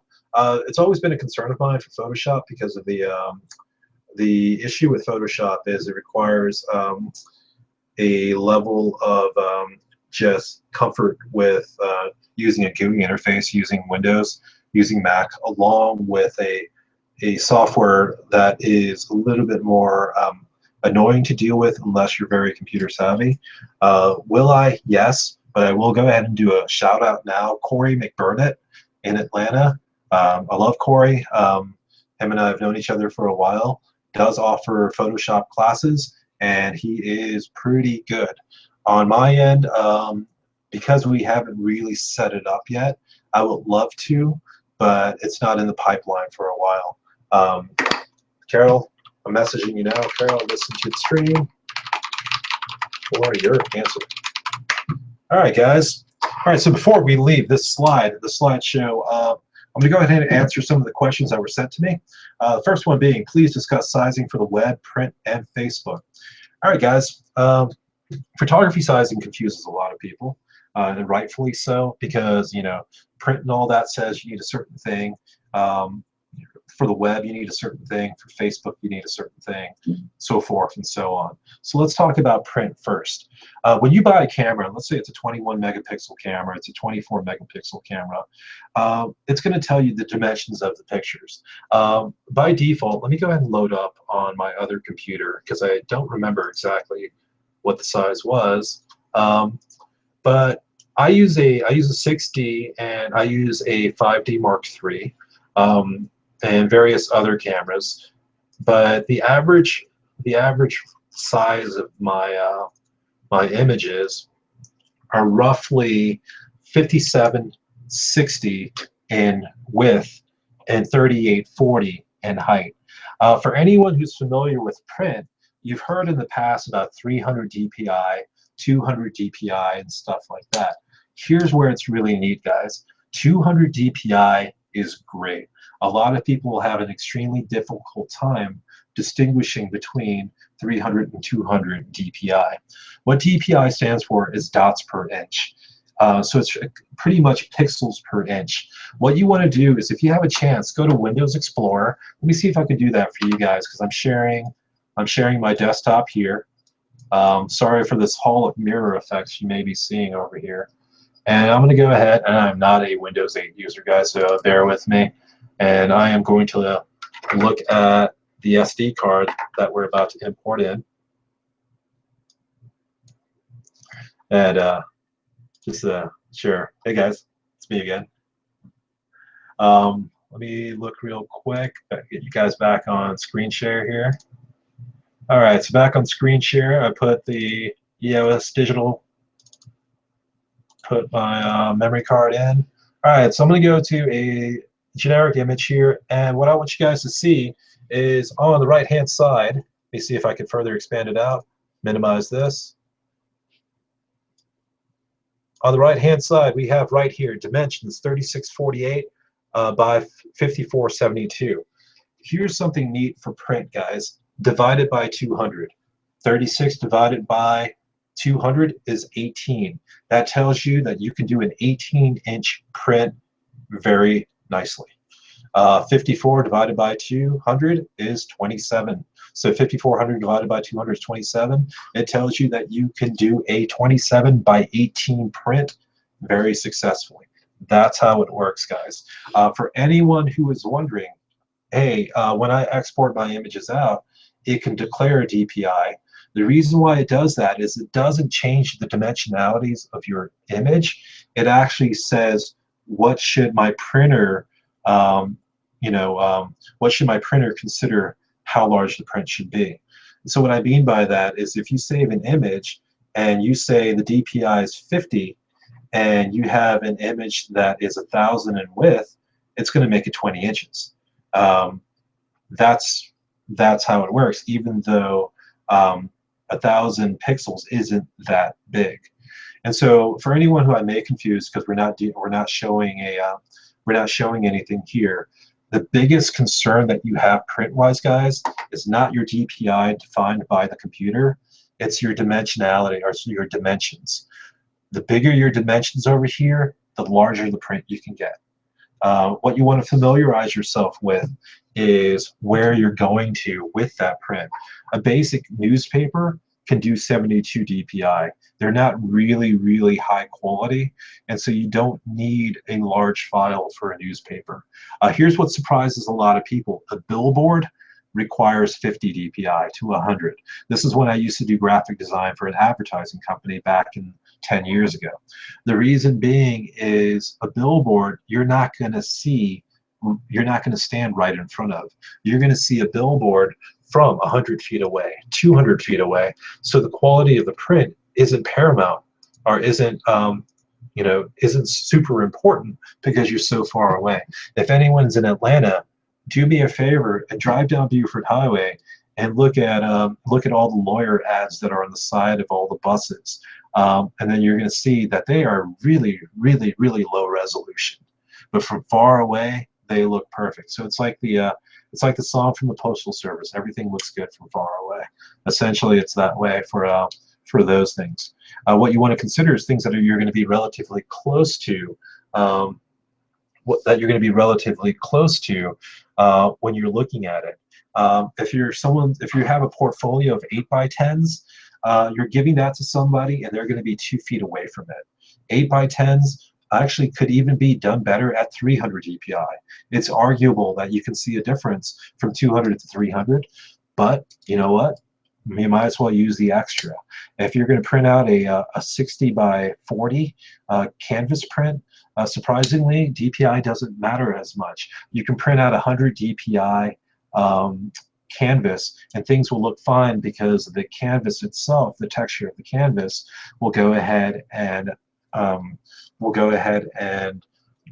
alter or take away some of the lack of detail a lower DPI shot gets. So if you're doing the math, guys, and like this says you can print 27 inches without any problem, if you print big, you still can. There's actually some great algorithms out there. We're not going to go too much into it, but there's resizers like fractal resizers that will actually interpolate your images and resize them extremely well. Let's see here. Quick question, you guys, since I did change, or sorry, not quick break. I want to talk to Jamie or someone to say the screen. So we're looking okay. Or desktop. Sorry about this delay, guys, but I want to make sure everything looks good here. You guys see some of the images that I'm going to import in just a little bit here. All right, guys. So going back to that question, DPI. DPI is related to your dimensions. Export out at the highest dimensions you can. If you're going to choose the DPI number in Lightroom, which I'll show you guys later, defaults it to like 150, 200. It doesn't matter what you assign it to. Just make sure that your dimensions are large in size. All right, so next one for web and for Facebook. Magic number, guys, 2048. If you resize your images to a dimension of 2048, your Facebook pictures are gonna look gorgeous. I get that question all the time. Trent, how do you do it? How do your photos look so sharp, look so great, look so blah on Facebook? Facebook kills my photos. It gives, ugly compression, stuff like that. What do you do, Trent? The only thing I do is I resize to 2048 or 2560. Those two numbers are magic. They look great numbers. I could probably go into the science, blah, blah, blah, algorithms and so forth, but I'm not going to. Just the straight matter of fact is the 2048 is good. Jamie says, I got my Windows Explorer up, which is exactly what I should have up right now, so thankful for that. But going back to the presentation, let me go ahead and jump back on that. So that leads to the web, guys. And this is where, oh my, went to the wrong slide, didn't hit Shift F5. All right, Shift F5, going back to this. All right, so for the web, this is where it's a little bit more interesting, guys. This is subjective. If you put, this is what I believe, if you put your stuff on the internet, anyone can take it. Some people find that putting stuff up at really low resolution is the safest way to do it. I feel that that's shooting yourself in the foot because it's people like seeing details sometimes. People like seeing all of that, and you're taking away some of the quality that potentially you could be showcasing at a higher resolution. It's a catch-22 when it comes to this because you don't necessarily want anyone stealing your work. That's where I believe in the power of branding. My watermark on the bottom right is not a security measure. It's easy to remove a watermark. I'm going to go ahead and be candid and be honest about that. A lot of us know Photoshop. I can remove my watermark in sub 15 seconds. It's not there as a security measure. What it is there, though, is a branding measure. There has been people who have known my photography just instantly by that little design that's in my watermark. And so that branding has allowed me more opportunities in the future. That's also possible by living without a fear of putting stuff on the web. As such, what I do put stuff on the web at is 2048. What I publish out for Facebook is what readily goes out for other for other photos and stuff like that, for other places, for Flickr, for 500px, for my website, for so on. It's all the same thing because it has my watermark on it. What I would suggest to people is find your comfort level in sharing on the web, and that's the best way to do it. Oh my! It says here that the YouTube is down. Let me see. Let me see why here. Okay, I guess it just died live streaming wise. Hopefully my computer is still connected, which it is. All right. All right. So that's it, guys. In the sense of please discuss sizing for the web, print, and Facebook. That's what I do there. Going back to Facebook, 2048 to 2560. If you could resize it to that number, magical. It works extremely well. For print, resize it to the largest possible and divide your dimensions, your height and width, by 200, and that's your ideal printing size. I did get a question from Tim. Let me get to it because I think it might be related to this. It says here, hey sir, can you explain the 3:2 aspect ratio for non-cropped prints, please? I assume you're talking about the 6:4 ratio. Tim, when I get into Lightroom, I'll go ahead and talk about it and hopefully hit this point. But if you don't mind writing to me exactly what you want me answered or want me to answer, I'll go ahead and make sure I definitely jump on it, because the question as is right now from you is a little bit confusing for me. All right, so guys, this goes into number 2. And Mike, thank you for saying that I'm still streaming. I appreciate that. I was a little bit worried about my internet. Comcast has been a little bit wonky around here. All right. Shelton asked me a great question here. What should I edit on the model? What is considered too much? This is a great one, guys, because this is a touchy subject. This is also something that you can talk to your model about. Something that I never forget as a photographer is our job is to make people look good. They want to show their photos off to a friend and so on, and they want to say, in a good ego sort of way, I got photos done, I feel good, I look great, and so forth. And so what I do, my personal MO with it, guys, is I don't remove things like moles. I lighten them up so they're not prominent. But things that are like zits and so forth, I definitely remove. Things that I know are not permanent, I definitely remove. But it doesn't necessarily, I go down to the level of stray hairs, Johnny. Johnny's big about that, or was big about that. But when it comes to models, I do edit that, but I try to, to quote Spinal Tap, I don't bring it up to 11. I may bring it up to 11 and then tone it down way to 7, way to 6. Because I'm a mellow guy now. I'm getting old in age. So it's less 9-inch nails and more, I don't know. Well, 9-inch nails at 7. So that's pretty much it, guys. That's when it comes to models, what is considered too much? That's actually a thing there. What's considered too much is if you have a lot of people saying, hey, that's too much, do listen. The thing is, it is our own art, guys, and so forth. But I've known a few people, they're interesting people who want critiques, and someone offers it, and they get mad when they get it. But then they have another peer who gives it, and another peer who gives it. And it gets to a certain point that you may want to listen. And so there's always that there. But what is considered too much, I'm going to go ahead and be honest here. I did stuff a long time ago. I was more aggressive with skin smoothing a long time ago. I'll admit it. And I look back at it now, and I'm not embarrassed by it, but I don't do the same thing because it's too much for me now. And back then, I was more filter-based in the sense of using a Kodak skin smoothing filter and so forth. And back then, it looked good to me. I don't necessarily know what altered now, but I don't look at my back work and say, oh my God, I can't believe I used to do that. I look at it and say, okay, that's what I used to do. And I don't necessarily see like that it's awful, but I definitely have changed my MO with it. And so what is considered too much?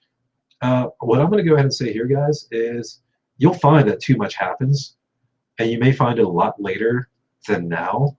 But go ahead and do what you do, but be open to the fact that you're your style or your approach may change in the future. That's how I've always been. I shoot 3 or 4 shoots every day. I shoot a bunch every year, and I look at my past work. And what I look at is I do see changes, but I do see a lot of consistency also. And so those are the small victories there. And there really isn't any major defeat so far. If there was something I did in the past that really didn't work out, at least I tried.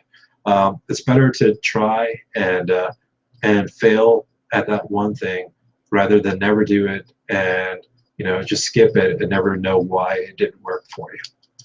All right. So very lastly on that one, what should I edit on a model? I do personally, and you guys will see it in a little bit, I do push in a little bit. I do all of that because we are also competing against several factors, technical factors that come when it comes to shooting portraiture. Your lighting can make someone look fatter. Your lens can make someone look bigger. And so they might not be that big. And there's nothing wrong with tucking something in. There's nothing wrong with doing it. It's arguably there's nothing wrong about going to the extreme, but people may tell you, that it looks bad. There's techniques with shadow and lighting that you can do to make someone look thinner. And, you can argue to people, people can argue with you. Are you hiding something by making someone look thinner by lighting him that way? All of us will balk at that idea because no, we're doing the proper thing by lighting them. But it's at the end of it all, I just don't forget that our job as photographers it's a very vain industry. And I don't say that in a bad way at all, but people like looking good. And the small amount of editing that we do, a small amount is what, is how I approach it. Small little tuck-ins there and so forth actually can take attention away from things that shouldn't have attention, being put on. And you can force that attention to go to what is valuable, which is the person's face, the person's eyes, and so on. And so that's my honest belief about it. You make them look good, your subject look good, you tuck in a little bit of the stomach, you bring the shoulders a certain way and so forth. You make the face pretty, and people are looking at your subject's face and giving them the attention. That's pretty cool. All right, so how to manage storage over a large image library via Lightroom and over multiple computer systems. I'm going to answer this one quickly, but I'll also show it in the presentation. Catalogs, catalogs, catalogs, and Lightroom. Shelton, this is another question from you. How I do it, guys, is I do a catalog for every hard drive that I have if I'm not on a RAID system. If I'm on a RAID system, the number here is if you go over 50,000 images, you're in for a world of hurt when it comes to your catalog size. So I shoot about 50,000 images every 5 months. And so I will have a catalog per hard drive or per quarter, or I don't do per shoot or per event because that's a little bit too many catalogs for me, and I do like combining catalogs. But I have a catalog for my wedding drives. I have a catalog for my portraiture drives and stuff like that. And so what about over multiple computer systems, like with a NAS or so forth? The cool thing about creating a catalog is you can create it over on the hard drive itself, and you can open a catalog via multiple computers. And so if you create a catalog on your main machine on that hard drive and it's on a network attached storage drive or a NAS, you can jump on that NAS with your laptop with another computer and open that catalog up. And so that's how you do it there. Catalog files in Lightroom. You go to File, go to New. I'll show that in a little bit. And you can do that there. So I'll actually show you that real quick. I'll open up Lightroom here. It's completely empty because I was going to show you guys some new ones here. Completely new catalog. But you go to File, New Catalog, and it's going to ask you where you want to put it. You put it to the specific drive that you want, which is over here, and you can go from there. And you're going to have to point it out. If anyone's curious why it's called Tickle Victim over here, poor Rachel. That's her computer right there. But anyways, a catalog per hard drive is what I find the best way to manage your files with in Lightroom. But if you're dealing with multiple hard drives and you're not dealing with something like Lightroom to manage it, a date structure is important, guys. If you import in your directory when you start a new folder, let me see here. Great. Completely inconvenient place where I put it. This folder, let's pretend it's in your pictures folder. Start with the year first, 2015. I'm from the US, so I'm going to do month first, 01/29, and then name what it is. This is going to be meet and shoot class. You know, the reason why you want to structure it like this is when you hit organize, computers organize by number. It's numerical first, and so it's going to organize it into the exact dates for you, and it's easier that way. That's the default way that Lightroom does it, and so that's how you start organizing folders over one hard drive. Let's say a network attached storage drive, where it's going to be easier for every computer to see it. All right. Let me see here, Tim. I haven't gotten the update on your question yet. Hopefully, I can hit it for you when you're ready. Let me see here. Other people sent me any questions yet? Nope. Joel jumped on. Hey, Joel from Alaska. Hey, buddy. How cold is it up there? All right. And Jamie did give me a heads up that quality of Lightroom's a little bit low. I apologize about that. I'm actually on my bigger monitor here, which is 2560. So let me change the resolution to 1920 by 1080. See how that looks. It's probably going to look. Oh, it looks funky, but it will work. It's going to make the text a little bit better for everyone, all the viewers here. All right, guys, very last question here. How to share your photos online and to models. This is an interesting question because there's a lot of ways to do it. Here's how I do it, guys. For clients and for models, I create a Dropbox folder for them specifically. I do not share that Dropbox folder publicly unless it's a special occasion where I'm saying, hey guys, check out this Dropbox folder. It has a bunch of photos in it. The reason why I do this is I send this folder to models. Let me see if I can show you one. All right, I'm going to go ahead and say this now. If you see a butt or if you see a boob, I apologize because I'm jumping into. No, I'm not going to go to Elizabeth's because that's a crazy one. I know Sarah has none of that.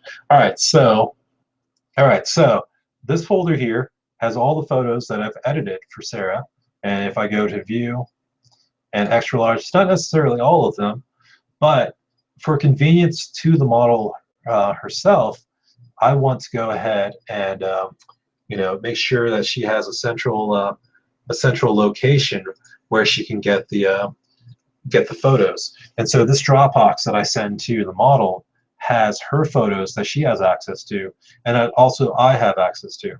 Oh God, Joel says it's -1 up there in Alaska. Sucks for you, buddy. All right, let me see here. All right, so with Sarah's photos here, she has access to all of them, and the cool part is she can download any one she wants and also continue to share it. I'm going to click on one of these, and you're going to notice that the picture has my watermark on it. So as I go through the pictures, you'll see that it's labeled, edited with my watermark, and ready to go. Why I love this is now on Dropbox, I can go to any computer because Dropbox is a cloud storage solution, and have that image ready to be able to share. There's been many times where models have contacted me, hey Trent, I really need a photo that I need printed out because someone, it's an emergency thing that came up. Do you have it? And I could quickly send it in ASAP. Let me see.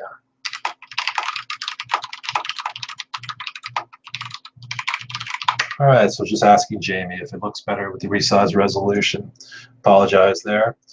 Something you guys will notice, we answered this, We showed this earlier concerning Facebook. If you look on the right-hand side, dimensions on the longest edge is 2560, 2048. It keeps a nice image quality still, but it's also great on Facebook. So that's how I export it out. All right, so the other part of the question is how to share photos online and to models. Well, to models, that's how I send it via Dropbox. That's how I do it. The cool part is, for anyone who doesn't know how Dropbox works, check this out. If I go to the folder and I right-click on it and I share Dropbox link, it's going to create a link to that folder where I just cut and paste it now I'll show it to you guys right here. If anyone's fast enough, there you go. You can actually see all of your photos up there, but nothing really is, you know, being hidden there. So, all right. So the other way I share photos online, guys, is I use Facebook. I use Facebook religiously. It's a great way to do it. I use Flickr. I would go to my Flickr, but I don't believe my Flickr is up right now on this computer. I have a completely new computer on this one. So give me a second. Let me go ahead and look. If you see butts, I'm sorry. I don't believe it is up. Let me see if I can sign in. All right, so Flickr is another way that I do it, guys. So I'll go ahead and follow because I know Danny. It's been a while since I've seen her. So Flickr is another way that I share images, and this is from a lot of the the film noir shoot, or not the film noir, but the Opium Den that we shot with Jade and Holly. So that's right there. So I share my images on Flickr. Flickr I use because you know, it's important. I won't lie, the content of my work does go to the it does cover to the point of the risque, and Flickr allows me to share my work socially without bending or breaking any of the rules on Facebook. And so if you're interested in seeing any of the work that you know, I will admit has nudes or so on, check Flickr to you know, check my Flickr to see any of that work. So that's one way I share it. Another way that I set it up is, this is actually my personal portfolio, and that's 500px. 500px I'm a huge fan of, my website is based, or my new website that shows my work is based on 500px. And if you go to trentchild.500px.com, it has a nice interface where you can upload images, and you can see my work there. And I love the way that it's simple here, but organized, where you can really see a lot of the portraiture that I've done. Some great models there. A lot of them are models for meet and shoot. Got to give a call out to Sadie, who's one of my favorite models in Atlanta right here. You see here, super diverse Elizabeth. I love this one of Madison and Rachel. So, you know, that's the thing. And someone who's extremely important to me, she is getting married this weekend. One of what I consider one of the most professional models in Atlanta. One of the best people, or one of my favorite people I know. Vivian is extremely great to work with, guys. If you never had a chance, she's a blessing in the Atlanta area, so work with her if you guys can. And so yeah, this is a showcases my work pretty easily. Nice, easy website to send people to, and you know, I love the interface. So you get to go in there, and I do have to do one more call out because she has given her all. Where is she? This is Sarah. Sarah, I know you're not watching this, but maybe you will in the future. You're one of my favorites too. There's a lot of favorites in here. I got one more call out. Of course, you know, this is the wife, guys.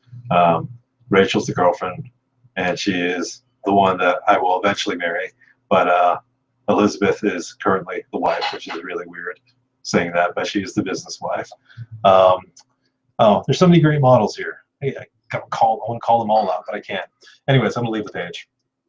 So let's lead back into that very last one and then talk a little bit about Lightroom. So photos online, Facebook. I'm a huge fan of sharing it via there. There's a couple other sites too, but those are my main ones that I go to. Something that is really good, if you guys can do it, is to blog. blog and share your photos. Create a blog. And the cool thing about this is here's a branding and marketing tip, guys. Blog and talk about where you shot at, who the model is, who the makeup artist is, give all the credits and build your network out.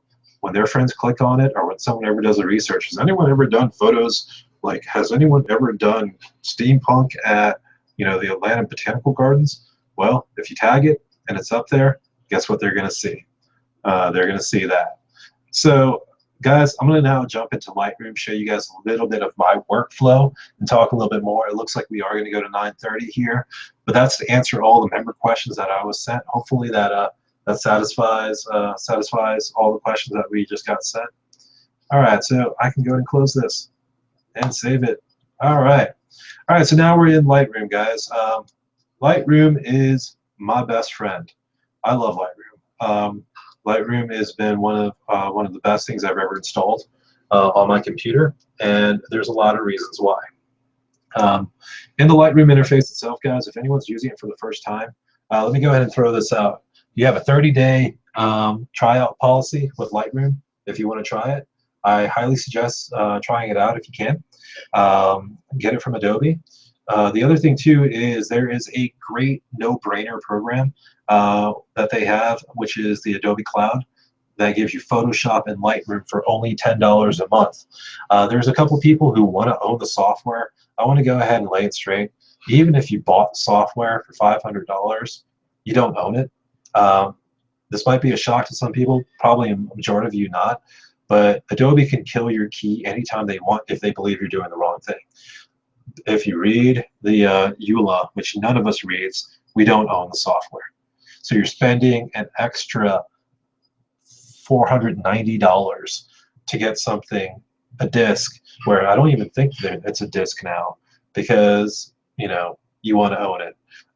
You don't. You know, for anyone who uses that as an excuse, I hate to say it, we don't own the software. It still belongs to Adobe. For those who else who are concerned, you're like, oh, I'm concerned about a computer pinging my, you know, or my computer being pinged for service every, you know, all the time. I believe if you get the yearly plan, it only pings twice. It pings 6 months from now, and it pings and makes sure that it's a usable a year from now or so on. I don't remember exactly what it is, but your computer isn't looked at all the time. And also, to a certain point, they're not going to stop you from using the software.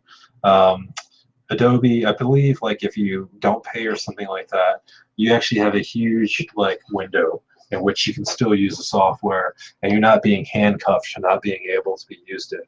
You see here. All right, I did get a great question in on how to resize photos. You know what? It's being covered in the Lightroom one, but also let me show you guys something real quick.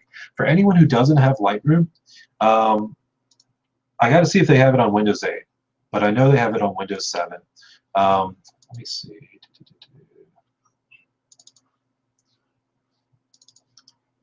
For those who don't know, you can right-click on an image. No, they don't have it on Windows 8. I probably have to download it.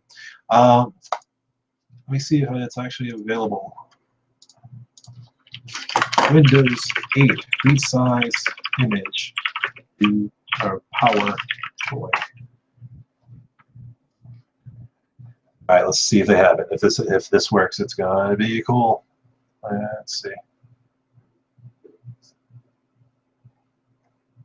Yay, they do. I'm gonna install this and get like 3,700 viruses. Actually, I don't know who that site is. Let me see if Microsoft has it.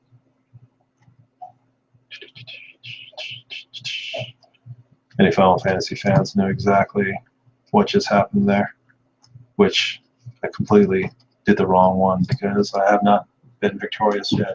I should do boss music first. Windows 8 image resize.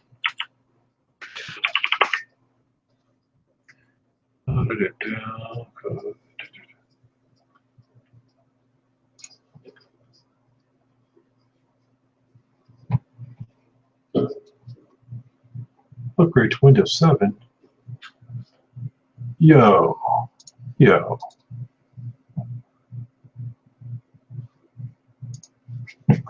know what's funny? There's probably some Windows 8 people going, Trent, freaking idiot. It's right there, and I don't see it.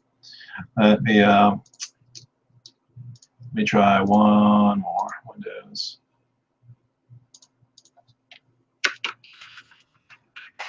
I'm gonna risk it.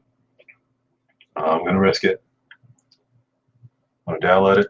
Get 900 viruses just for you guys.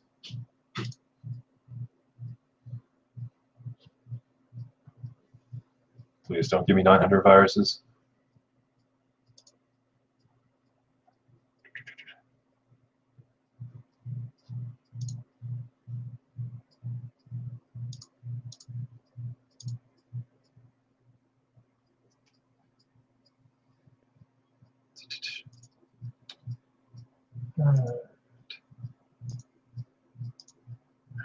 And at this moment, my computer is going to explode, which is completely understandable because it's a rebranded HP machine, and I'm waiting for it to just explode for no reason at all. All right, so it says setup was successful. Let's see if, there you go, resize picture. All right, so here's something that's really cool, guys, and this is available. It's available for Windows 7 from Microsoft itself. So I'm wondering if this is actually a just a rehash from another company doing it.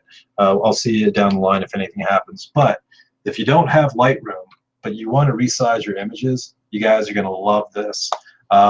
You go to Windows Explorer. Sorry for any Mac users. I'm going to go ahead and show the window size. I do not have a Mac here at all. So for any Mac users, I apologize. Just bear with me as I go through this. I go to my image, and we're going to pretend it's a huge one, which it is right here. It says it's a CR2 file. So I'm going to right-click on it. And it says resize picture. I'm going to click on it. And now I have a bunch of options here. What do I want to scale it to? Do I want to scale it to large, medium, mobile? Mobile, I sound British right there. I should talk like, should call it one of the Top Gear guys and so forth, but no, mobile. And you can ignore picture rotations, but what I do is I do custom, and I scale to 2560. And the only problem is I don't remember. Let me see here. Okay, I do scale to 2560. I want to see if I don't populate this, if it's going to do it. All right, so I click resize. And so it creates a, yep, so I think you actually created 2560 on the long edge here because your dimension says right there, 2560 by 3840. But you guys can see it did not take long to do. And if anyone's wondering why it's black and white here and in color there, because all raw files are in color. It actually took the original raw file instead of the thumbnail and made it here. So let me go ahead and do something a little bit more interesting. I'm going to go ahead and get this picture of Shauna. Actually, this picture of Penny. She looks great in it. Resize picture. And now I'm going to say I want this one at 1650 since we just got one and it gave the long edge a pretty large scale there. All right, so it's going to create a copy.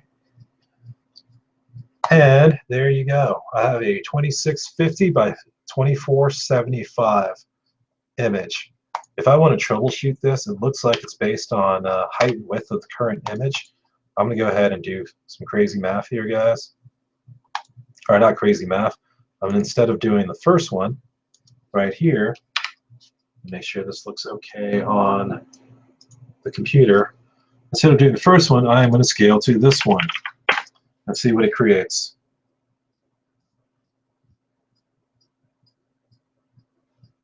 And it creates 2560, exactly what we need on the long edge right there. So the magic of how this works, guys, is you download that resize utility off the web. If you're on Windows 7, you can get it directly from Microsoft. I can tell you guys that. If you're getting it from Windows 8, it looks like that that application, this image resizer, it might be third party. So you could use it. It looks like it was successful for me, but be careful. Make sure you have a virus software or something like that. I don't want anyone getting something that you know, is detrimental to their computer. So just be wary about that. But the image size resize utility works there, and it works really easily. Why this is great is, let me see here. I can click all of them, and I believe I will have the option to resize also. So you can quickly resize a bunch of images for your clients and export it out fairly quick doing that. All right, so I hope that answers the question. Let me actually write whoever wrote that. Hey there, watch the stream. Okay, covered a very fast way to do it. But keep watching for the Lightroom portion. Hey guys, forever who's sticking with me still, thank you so much. It's been a couple hours already, and I hope you guys are enjoying it. I know it's a whatchamacallit, it's weird being on the computer for this long, just watching someone yip yap.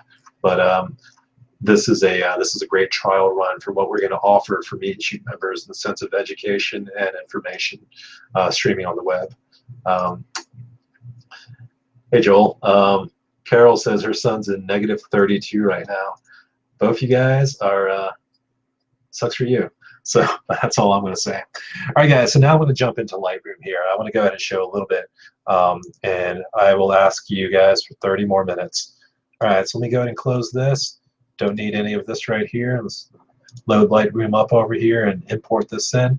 All right, guys, here's the reason why I love Lightroom. There's a lot of organization stuff that it does for me that I really enjoy. One of the main things is when I hit import, it's going to ask me where to import from. That's nothing crazy there. It's going to show the images, the thumbnail of the images that I'm going to import in. This is not a full Lightroom class, so I'm not going to go ahead and explain everything and everything here. But what I want to show you here is it's actually importing them and organizing it by dates for me. So it's actually putting the images in the specific folder in which it was shot.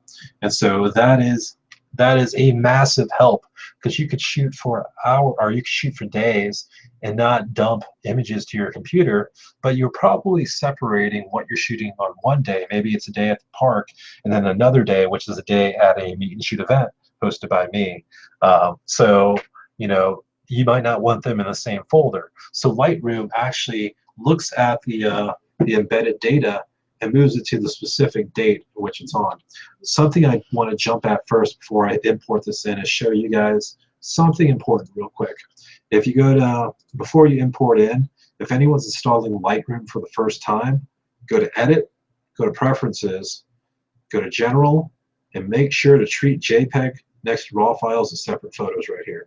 Click it, make sure it's turned on. By default, it's turned off. The reason why you want to turn it on is if you shoot RAW plus JPEG, it's going to think that you're only wanting to see the RAW file and not show you the JPEG. Let's see here. Shelton just sent a question. Do you import all photos from multiple cameras into the same folder hierarchy? You just have to write big words, buddy. Yes, I do. Most of the time I'm shooting multiple cameras, but it's the same whatchamacallit, the same subject, or it's a wedding and so forth. I import them in because Lightroom has a way for me to look at each camera separately, where I can go ahead and organize them and put them separately. The only time where I don't import them into the same folder is when I have a second shooter or an assistant at an event, let's say a wedding, and I'm importing their camera in also. I want to go ahead and put that in a separate folder so I can jump on their so I can just make fun of them if they didn't do their job right, because I'm mean like that. No, it's just because I want to make sure that you know, we separate what's what there. But if it's multiple cameras that I'm using personally, I just put them all in one folder. All right, guys.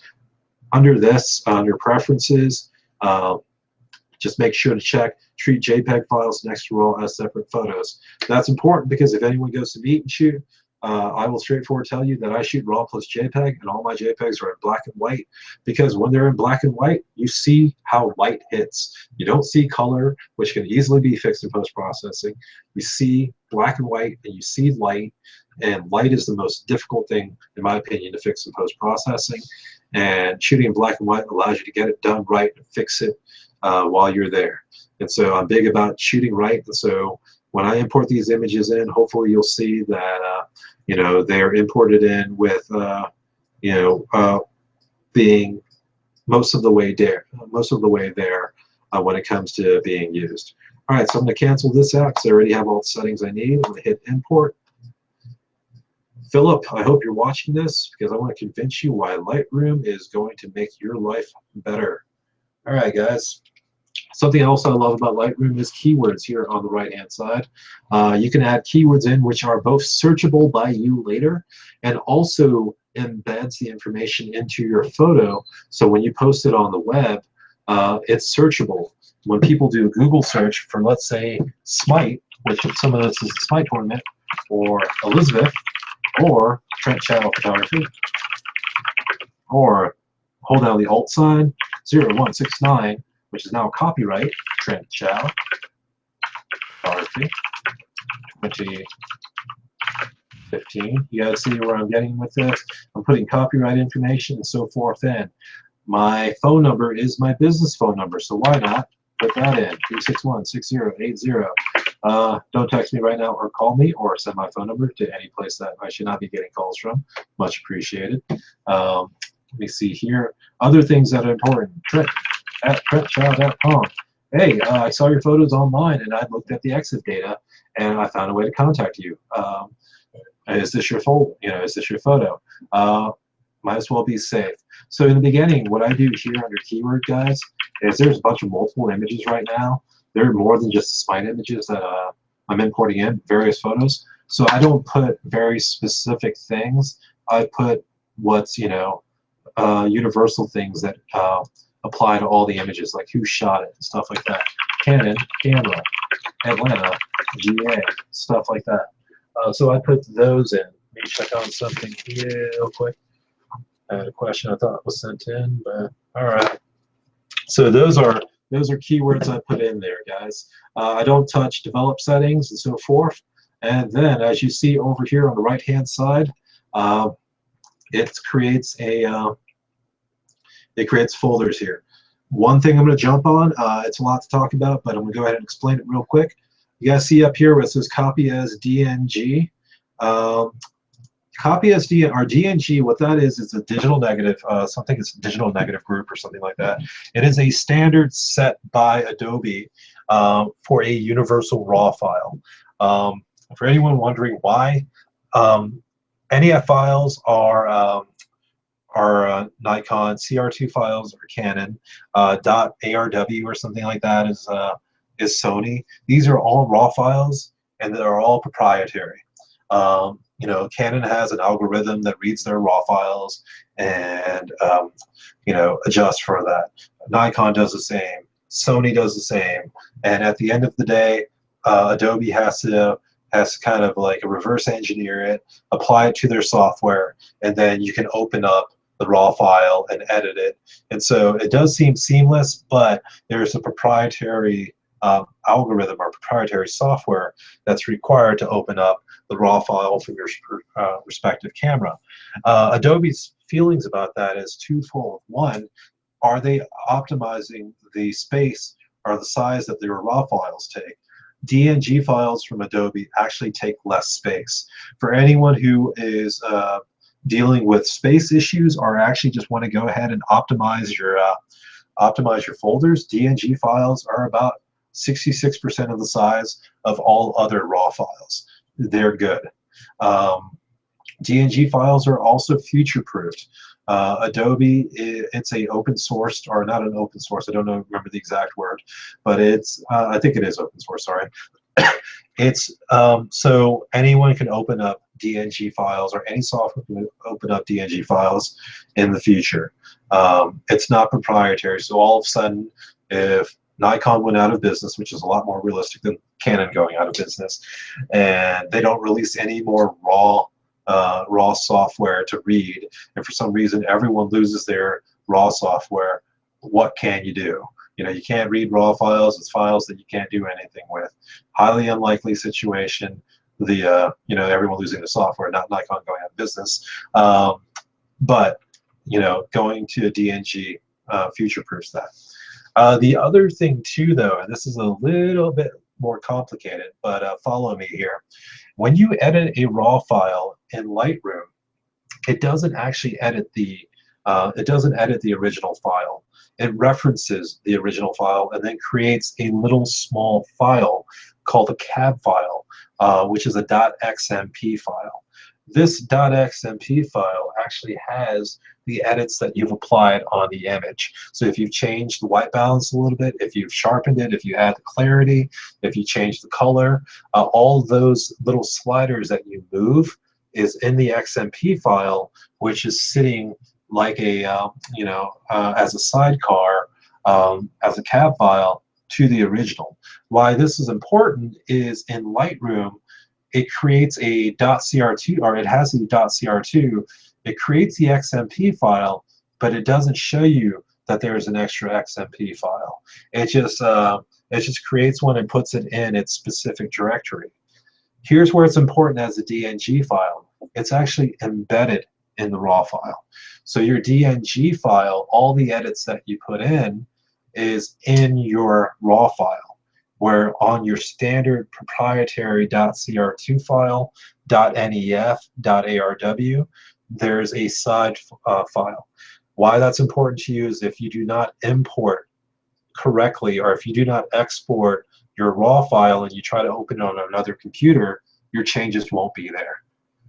You have to export both files to the respective software that you're going to. But if you are using a DNG file, all your edits get exported out, which is how Mike Trout, and hopefully you're still watching Mike, was able to extract one processing that I did on a file a little bit back, and that's smart moves, buddy, because I added a process in Lightroom on a raw file, and it was still on the DNG file when I sent it out. And that's exactly what the benefit is. The problem with DNG files, guys, is it takes processing time.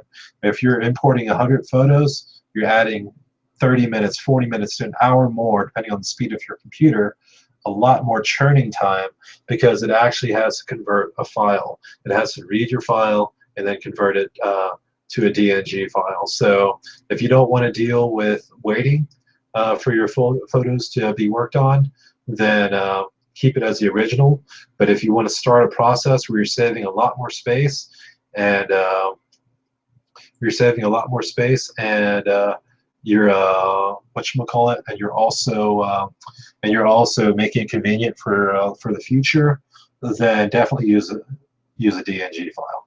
All right, I'm going to go ahead and just hit copy and not do copy as DNG and import it in. And I'm going to start importing into my Lightroom desktop. You see if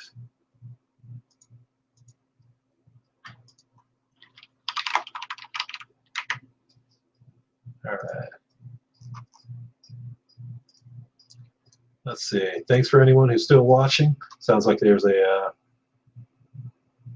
lot of you guys on, because I'm getting some great questions and also some nice feedback online. I appreciate it, guys.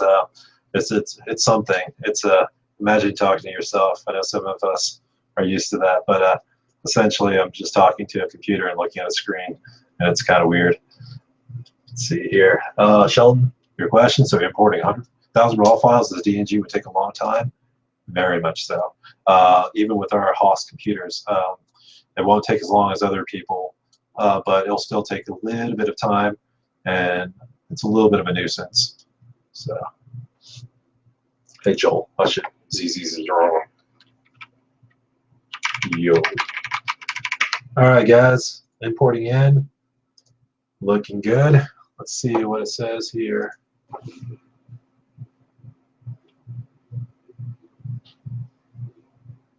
And there was a question put on YouTube where this is streaming, and it says, is there any way to upload photos from Lightroom directly to Flickr? And yes, there is. Actually, it's an option here all the way on the bottom left. You just have to set it up.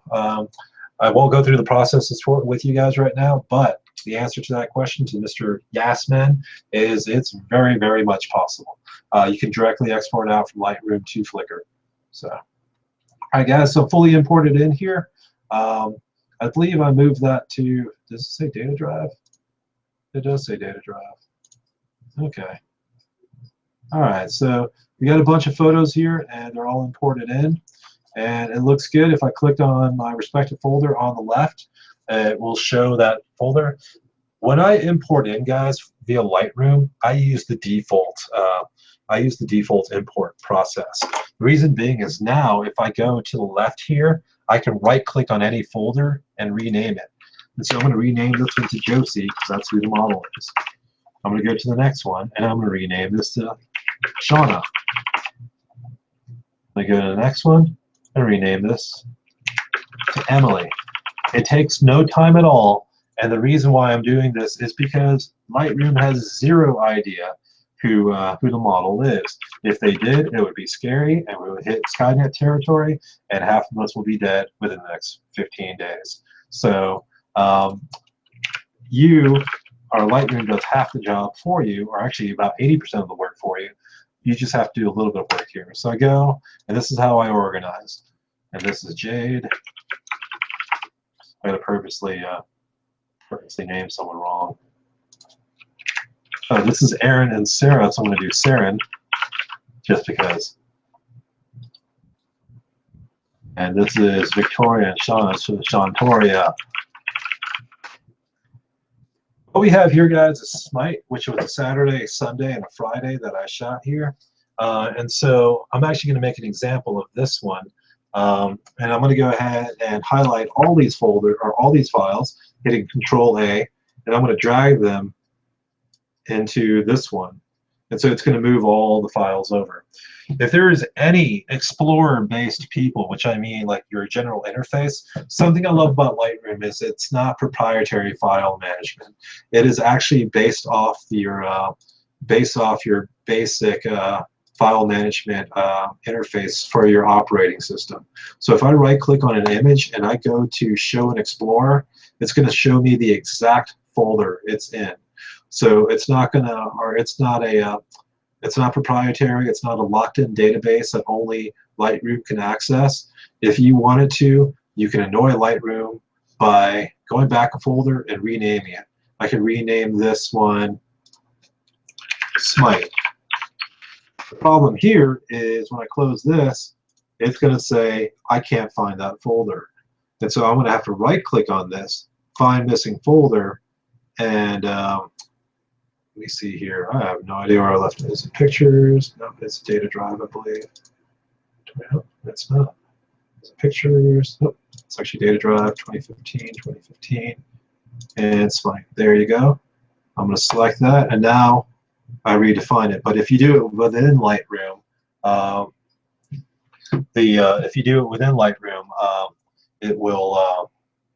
it'll actually update everything for you.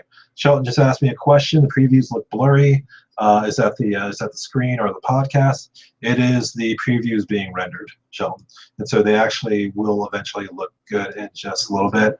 They're being churned in the background because the computer has to make a preview for every one. All right, so guys, next step up in my workflow process. On these images, I show you one or two there, so it's really hard to show like your general workflow that you would do with multiple images. So that's why I did this folder with Smite. My next step, guys, is going through individual images and seeing which ones I like, and this is completely subjective. There you go. Jamie just wrote me something. I'm still awake for your information. I'm currently accepting questions if anyone has any that are afraid of asking you. Message Jamie if you have any questions that you don't want to ask me. There you go. And Joel has a question. Why is Jamie so ridiculously good looking? I believe that's because Jamie plays a religious amount of video games. So you need to play more video games, Joel. All right, going back to images, guys. Here's my MO, my personal MO when it comes to workflow. Now is the image selection process, the quick glance on what works for me. It's completely subjective, what I think may work. But what I do is I choose an image. Let's say I love this one right here. And then using my keyboard, I click 9 on it. The reason why I do that is it sets label to blue. It says, I like this one. I'm going to use it. And that's how I organize. Why that's important to me is I go through and I'm looking at it and I'm just judging, and I'm going to like this one too. You know, oh look, it's Elizabeth. And Elizabeth looks cool. And Elizabeth is Artemis from Smite. She needs to have a little Pumbaa, which is a character in the game. So I'm loving this one too. I love her face in that one. I like her pose in this one. I mean, it's just random things I'm selecting. Love her pose in this one. So guys, I go to everyone and I click 9. I absolutely adore this one, which is when you show up, her little kid. It's her and Thomas. Of course I'm going to love that one. So I'm going to click, make that one blue. Okay, so I'm going to jump to Dima here. She looks great. Got her blinking on this one, so that's not going to make the cut, but this one's going to make the cut. I select blue. I love the mood in this one, but Bastet, the character in the game, is really powerful. So an introspective moment like that might not be necessarily what I want. So I'm going to go for this one, which is a little bit more playful, which is within her character. But, oh my god, that one was all right, but I really love this one more. So I'm going to click 9 again and unblue. Unblue, that sounds like Tobias from Arrested Development. But anyways, I'll click on this one. So I get a 9 on this one. All right, so proceeding further. Loving this one. She looks in character there. And yes, I actually do play the game. And I'm looking for stuff like that. So there's various factors that you may not see as a photographer, which I'm judging the criteria based on these photographs for. I love this general one. She looks great there. Beautiful lady, and I would love to say, guys, that she is one of the models for our May 23rd event. And so come join us for that one. And so is Shauna here, who was the MVP of our last event, and going to be the MVP of a few more coming up. Pictures are blurry, but I'm going to go on a whim about which ones I like. You guys see what I'm doing? I'm going to each one. I'm clicking 9, and I'm selecting them. And Athena and Aaliyah, absolutely amazing and sisters. So let me see here. If you can tell me where they got their names from, that's a that's a high five to you. I love those two. They're sweethearts. They work hard and they pose extremely well, and they're just absolutely a joy to be around. All right, so you guys see what I'm doing here? I'm going through the whole cut, because why that's important. And of course, one of the best models in Atlanta, in my opinion, Vivian. She was Knox, and her outfit looked amazing. So whoever did this, I believe Stephanie Anderson was the one responsible for this. Knox is a very flirty yet very interesting character in the game. One of my favorites now, and so Vivian is perfect as her right there. So I'm going to select those few. All right, so I put blue on a lot of photos. If I put my thumbnail down, you guys will see a sporadic thing of blue here and there. Here's where it's really fun. This is what I love Lightroom for.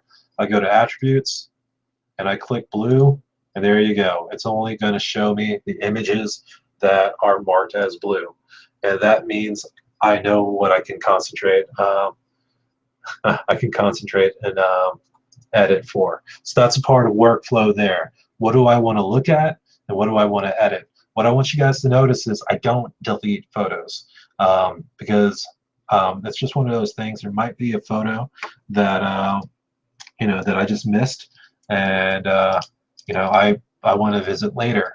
And so if you want to take it to another level, let's go ahead and unclick blue here, and you can use I use the number keyboard. 9 is blue, but 8, 7, and 6 are different colors also. You can rate it by different colors. You can say, okay, this picture is a maybe. I'm going to make it green. And then, or you can rate it by the star system by clicking 1 through 5. You can say this is a 1-star image, a 2, a 3, a 4, or 5, or click 5 again, and I believe, or click 0, and it sets it to 0. There's different ways to rate it, but then when you go to attribute, you can go ahead and you can sort it out by different colors and stuff like that. That's how I organize. That's how I organize it by what I want to edit. Let's see here. All right, let's see here. All right, so going forward from that, I choose an image, and here, actually, Shelton, this one's just for you, buddy. If you go to text, or sorry, if you go to metadata, and you go to camera, and you select camera as one of the options here, you can sort by the camera that it was shot with. And so if I shot with several different cameras, that's how you can choose specifically what camera you shot with. If you want to see what lenses you shot with, I want to see every photo that I shot with a 51.2L, there you go. If I want to see it with every 135, there you go. Lightroom allows you that luxury to go into that level of detail. If you want to see focal length, I want to see every shot that I shot at 50 millimeters, 135, every ISO speed, show me every ISO 1000 shot. There you go. Lightroom is really good at organizing it so you can see your or organize things by specific data. You can even organize it by presets that you do. We'll talk about a little bit later. All right, so guys, I got you for 10 minutes. It's probably going to go a little bit over 9:30. Having fun here. All right, let's go back to editing a little bit here. So workflow, guys. Selecting images. I click 9, I click 8, I click whatever, but I highlight and I show, and I look at it, and I choose the images I want. So now when I edit, I look at the image, then I can start editing, and I know which ones I've worked on. Let me jump on one that is a little bit not a Smite one for now. Let me jump on. Oh, they all look cool. I don't know which one I want to work on. I'll work on Jade here. All right, guys, I'm here on a photo of Jade. Has this great look here. Here's where Lightroom shines. This is where I swear by Lightroom, and I love it. Funny, it says here, created by Jamie Moore. That's a lie. But anyways, I use Jamie's camera for this one, so we have our data embedded in. Let me see here. Someone wrote a question.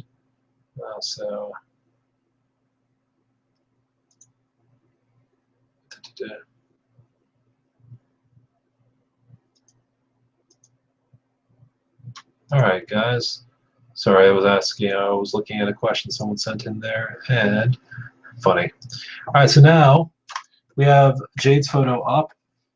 I love this part of Lightroom, guys. This is where this is what I enjoy most, and this is part of the editing process. I'm not going to go through everything, but Lightroom has a really cool editing process. One of the first ones I like doing is you click Develop, and that's the editing portion of it, and white balance. And white balance looks a little bit off, so I'm going to try Auto and see what it gives me. Auto looks like it's relatively accurate. When I click Auto, it's going to take a guesstimate of what the color temperature is going to be. So I'm going to actually shift it a little bit higher because I like a little bit of warmth in the image. And so that's looking good there. I really like the way that looks. Exposure contrast, I'll start editing all of that. Moving it by slides, highlight, so forth. Something I really want to show you guys though that I love about Lightroom is you don't have to use these sliders. You can go here and just manipulate the histogram in whatever way you want to by just clicking on it and moving it left and right. Lightroom is hilariously fun when it comes to this. Give it a try, guys. I can't jump on everything about it. If anyone is really ever interested, take a one-on-one class with me. Completely worth it. Going to change the way your photography is. I swear by it. All right, so guys, I normally do adjustments here. I want to go ahead and say this: as soon as you mess with the slider, guys, any of these sliders, you technically are making an HDR image. You're adjusting the dynamic range of your image. All right, so what I do love about Lightroom, and let me see if I can find another image that showcases it a little bit better. And this one might be it. So I'm going to go ahead and go to this guy. I'm going to hit auto exposure, which is going to do a few things for me there. And then I want to do temperature here. So I'm going to go down here, guys. This is something that I love, absolutely love. This tool right here is it separates it by hue saturation, and luminance. And what we're going to do is we're going to go to saturation. Lightroom, what I love about Lightroom is it doesn't have a uniform slider, or it's not just a uniform slider where you hit saturation and you upload or you update the saturation throughout the whole image. Lightroom also segments it to the specific color channel that you want. So let's say you like the orange and the yellow and the red here, but you want to make the purple or the blue stronger. So let me see if that goes there. So you can go up and down on it, and you can guesstimate that it's purple. You can guesstimate that it's blue. But here's what I really love about it. Let's say you don't know what color it is. You kind of it's a halfway hybrid between two things. You go to this guy right here, which is the I consider this, I call it the man tool, but I'll explain that another day. We're doing a quick a show off here, but click this guy, and you go to wherever you want. You click on it, you hold down left click, and when you do, you go up, it adds on. When you go down, it takes away. It's that easy. You go to any color you want, and you slide up and you slide down, and it alters it for you. Super useful. And this is and you're just doing this in Lightroom. Okay, same thing here. I open this photo of Ashana. I love that. And so I do saturation, and I choose red, and I want it more red, and I want it less red. So too much shows because it shows in her lips and so forth. I don't necessarily want that. Luminance is the brightness of that color. I want it to be brighter. I want it to be darker. Stuff like that. And so it's extremely cool. It's really fun to work with. You guys want to mess around with. And something I'll go ahead and note is in Lightroom, it does not permanently change your file. If you right-click on the thumbnail, or if you right-click on actually the thumbnail, and you go to Develop Settings and Reset, it'll reset it to normal. Unfortunately, this is not a Lightroom class, guys. I'm not going to go ahead and go too much on it, but let me show you my MO. I'm going to actually go fairly quickly on this one. And this is, I want to show you guys what Lightroom can do from scratch. If anyone is interested, feel free to go ahead and chat with me about it online a little bit later. Or not online, but actually hire me to teach one-on-one, or just treat me to dinner or something like that. It's got this great picture of Victoria, who actually surprisingly looks very much like Sarah Haynes in this photo too. Kind of gave me a, I kind of jumped back when I saw this. Everything I'm going to do, guys, is in Lightroom. And I'm going to go ahead and explain it as quickly as I can, but go through my old MO. Love this picture. I'm going to use it. I'm going to click 9, so it's labeled blue. But it's not fully done just yet. I'm going to go ahead and start editing it. So let me see here.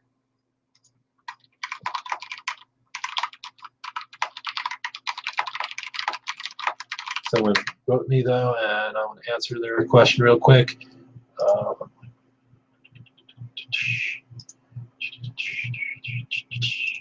All right, so I'm about to edit this. I go to edit, and let me do contrast, stuff like that. Honestly, I actually really like kind of the texture and the tone here, so I'm not going to really adjust too much there. I like the white balance that this was shot at. And so clarity, I'm not going to up with clarity any. All right, so saturation. I'm going to try upping reds just a little bit. All right, so that looks good. I'm not going to do it too much. All right, sharpening, go from there, looking at that. All right, so here's where the magic comes in. This is what I love doing. There's a tool that I use here called the adjustment brush. But actually, you know what, guys? If anyone's still following me, something I want to show in Lightroom, just real quick, because it hits kind of a Tim Searles question earlier concerning cropping. Lightroom will show you crop. If you hit O, it will go through every crop possibility that you may have heard of, including this one, which shows you print crops, 4x5, 2x3, which is also 4x6, 5x7. For anyone who does a lot of printing, Lightroom is your best friend. Click crop right here, and also click here, and it's going to show you specific crop numbers where it's going to highlight that size right there. And so if you need an 8x10, it will help you crop by an 8x10, stuff like that. Super useful. I'm going to hit O again because I'm going to go back to a grid there. Let me see here. All right. One last thing I want to show. Here's a little bit jaw-droppingness for people. All right. See this tool that was here? There's this guy, which is the straighten tool. Sorry, this guy, which is the straighten tool. A line is a line. It has a point A and a point B. If you're a person who has really, really, really tilted horizons, this tool is your best friend. You define the line, point A, point B, and then Lightroom will straighten it out for you. That's how quick and easy it works. So try it out. If you want to try it and keep on getting it going, guys, just keep on playing this video, rewind it, and until you get it right. So going back to this image, here it is. Love this image. Got Victoria's eyes, got all that, but I could do a little bit more. So I'm going to go to this tool, which is the adjustment brush, and here is where Lightroom is my best friend. Lightroom allows you to paint on adjustments, not just uniformly put it over the whole image, but actually paint it to where you want it. So in this case, I'm going to go ahead and paint it on. I'm going to select soften skin, and I'm going to go through my MO, guys, because we have a time constraint, and also because there's just a bunch of stuff that I'm going to do. So this is softening her skin. On the opposite end of after I soften skin, I will always do a complementary edit, which is the opposite of what it was or what I initially did. So I soften skin, but then I'm going to sharpen her hair. That boosts the effect. It creates what's called, in my mind, or what I call a effect contrast. When you soften skin and then you sharpen hair, it creates a larger valley of contrast that really adds pop to your image. I hit I go to 1:1 and I zoom in up close. I love her eyes. I'm now going to go ahead and darken her eyes. I have one called eyeliner. And something I love about Lightroom is it looks like I'm doing too much, guys, and I might be, but when you paint on adjustments, it's not permanent. I can paint it on, and so this is purposely on dark, but then I bring it back by adjusting this line right here. So I'm going to zoom out, and here's eyeliner. If I go up to 11, that's keep Sharpies away from. I'm not going to continue that, but if I go to here, it starts darkening it out. To go back to what I was saying earlier, guys, if you do an edit, do a complementary edit. I darken her eyebrows. Now I'm going to lighten her eyes.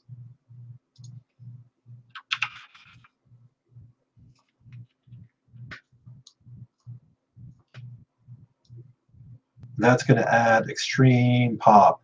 But something else I also do is add a little bit of darkness, and this is drawn so bad, so bad. A very subtle amount, and that's just going to create an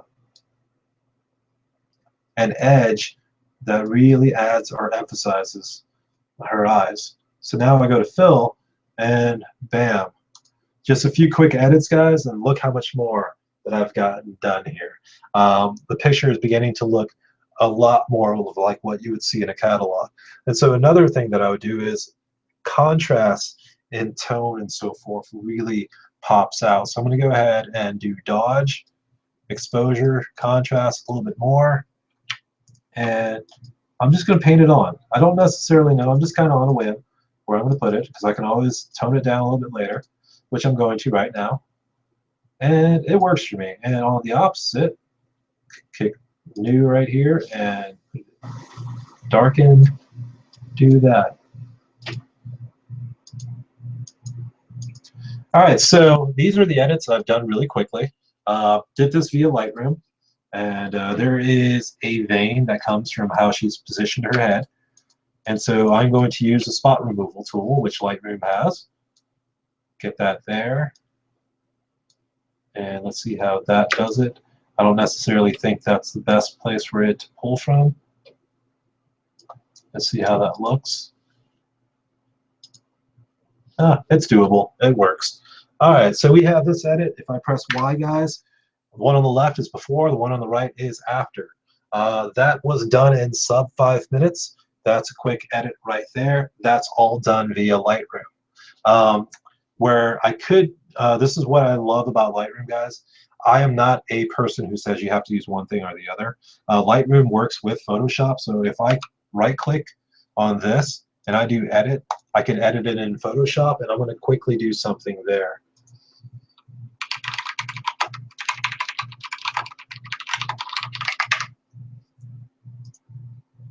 All right.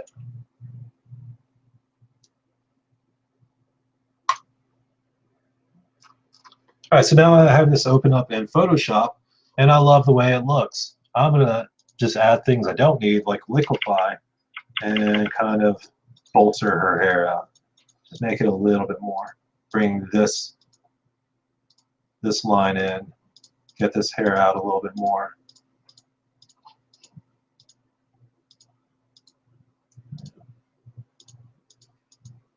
Stuff like that. Hopefully you guys are seeing that. All right, so now I made those edits, and in Photoshop I can actually draw rather than use an odd shape to go ahead and fix what I need there. Voila, done. Love it. Gonna save it. Gonna edit it out or post it out. All right, click save. Done. Bam. It's gonna go ahead and create a PSD file, and that's the Photoshop file that we just created. And now, what do you guys think, guys? I was fairly quick using both Lightroom and Photoshop to edit it, and that's the file there ready to go out. This is where Lightroom shines also. Lightroom is an image management utility. Not only can you edit in it, you can also manage your files, which includes exporting your image out. And Lightroom, this is going to answer some people's questions from earlier. How do you resize an image? If you click export, it's going to give you this amazing list of options. It's complicated at first, but it gets really easy later. So let's see, Untitled, select that folder. All right, so we're going to put this over here on the right-hand side. We have a lot of options, including rename the file. I never rename it. But also, what type of file do you want to import it or export it to? What's the quality? I want to go ahead and put this at 85, which is good general quality. And here's where it's great, guys. Resize to fit. You have an option to choose. I choose long edge, and then I say I want it at 25 by 60. Here's the kicker. I told you guys earlier about DPI. If I put the DPI at resolution of 256, Jerry Phillips says I have dark magic. Yes, I do. If I have it at 256, guys, resolution-wise, what's 256 or 2,560 divided by 256? 10. It tells you that you can print out a 10-inch image without any problems. And so, yes, I am putting out pictures that are very printable. Oh well, it's my MO on it. It gets me the best quality on Facebook. All right, so I have sharpen for screen, which for those who don't know, all digital files are by default a little bit not sharp, so you can add a little bit of sharpness there. And then metadata, and embeds the metadata in. Here's what I love. Lightroom will watermark your image. So I'm going to go ahead and show you one without a watermark real quick. I'm going to click export, and instantly it's created it. So if I go to the file or the folder, Dropbox, Atlanta, or Untitled export, voila, there you go. I have a photo ready to export out. If we look at my stats on the right, it's 2560 by 1707. The cool part is it's exporting to Dropbox for me, so my other computers that I have in the room right now with me all just received it. So that's a cool thing there. But going back to Lightroom, what I love is I'm going to edit, and then I'm going to do edit watermarks just to show you guys. I have a watermark already on here, TCP watermark, and you can't really see it on the screen right now. Let me actually see how it looks stream-wise right here. But my watermark is right there. And so now what I'm going to do is I'm going to right-click, or sorry, I'm going to export. I'm going to do the same exact thing we did before, but I'm going to include my watermark TCP watermark right here. All right, so now when I click export, it's going to ask me if I want to overwrite the file. A file already exists there with that name. I do want to overwrite it. I'm going to click overwrite, instantly done. So what happens is Lightroom took the original file, took the edits, compiled them together, resized the image, and now added my watermark to it. So now when I go to the folder, Dropbox, and Untitled Export, and I open it, you guys will notice on the bottom right-hand side that I have my watermark on there. Instant branding. Lightroom handled it in sub 1 second to process it out. All right, guys, I want you to watch this folder right here. We're about to be done. This is part of workflow. This is where, this is where people's jaws drop. Check this out. I'm going to go to this folder. I'm going to choose every blue one that we chose earlier. So every blue one, which I'm going to choose all ISO speeds. So that's 34 pictures right here. Right click, export. And then here's the cool part. I exported it. I already created presets that put it in a specific folder at a specific size. So I'm going to click this preset. Watch this folder right here. Slowly but surely, if you guys look on the left-hand side over there, it's exporting out the images and it's creating it. This is where it's cool. Every image you see is resized to 2560. Every image you see has my watermark on it. Lightroom churns through these things. Lightroom will create these files, a bunch of 34 files, probably sub 2 minutes, fully watermarked and ready to go to be published on the web. Completely resized, ready to go. All right, I'm going to wait till this is done, which is it's about to be. And I'm going to show you a few more things, guys, and we are done with this. Once again, big thank you, everybody, for everything that you've done for Meet and Shoot. If any people aren't members, hopefully this has earned your membership fees. Anyone who is a member would love to contribute. Please go to our meetup.com page. Everything helps. I appreciate it, guys. If you want to contribute directly, just PayPal, if you can, to Trent at trentshaw.com. It all goes to Meet and Shoot. I can promise you that. We have a lot more events coming up, and we'll also honor the old GoFundMe stuff. If anyone wants to contribute a lot more, you actually get benefits for it. So here, guys, 34 images, 35 total in this folder, created with a watermark, every image in sub 2 minutes in Lightroom. Huge part of workflow. You know, creating your own watermark and then putting them in every image in Photoshop is a pain. But there are people like Jamie, I'm going to call him out again, where he doesn't put a watermark in one location. For anyone who's curious, yes, you can do that in Lightroom. You go to print. Instead of exporting out, you go to print. And then after you're done with everything, let me make sure that this is no margins. Okay. Bring it to a JPEG file. No, I don't remember exactly how to do it. Zoom to fill.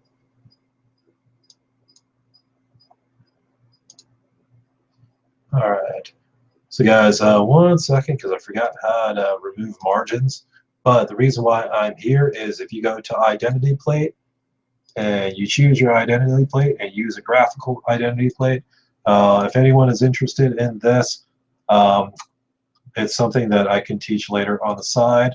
So I choose this one. Now I have a watermark that's positionable anywhere I want, and I can just export the image from there.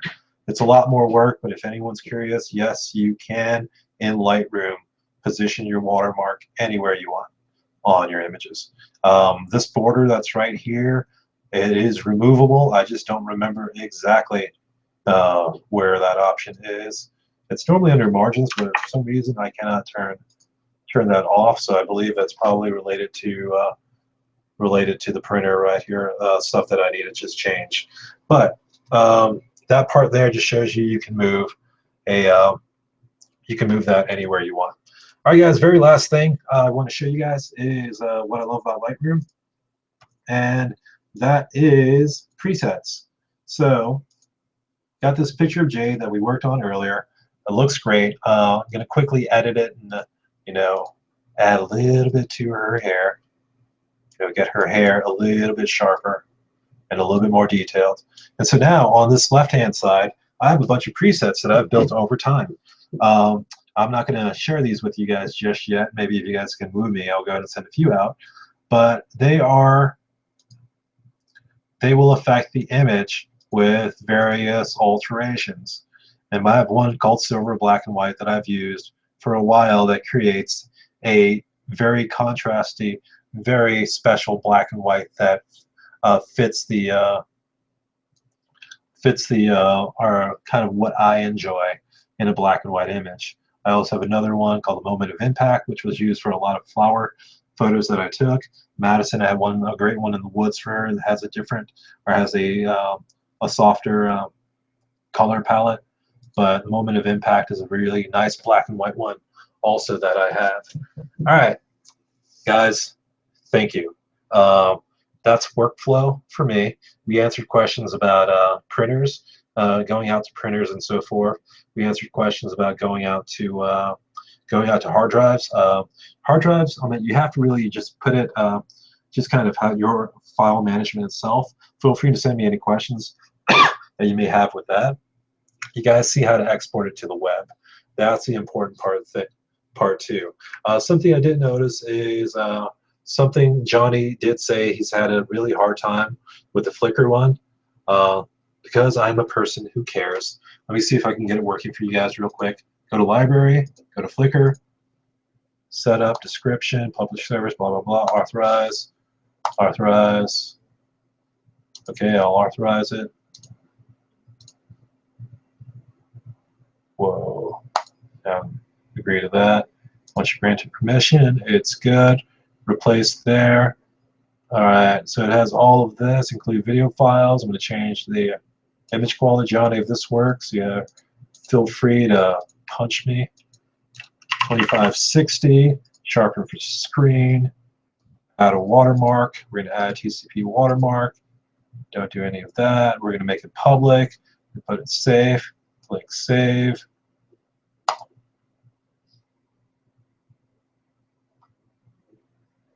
And so now the way I think this works, I'm trying to remember, is I go to the file view and I drag it there.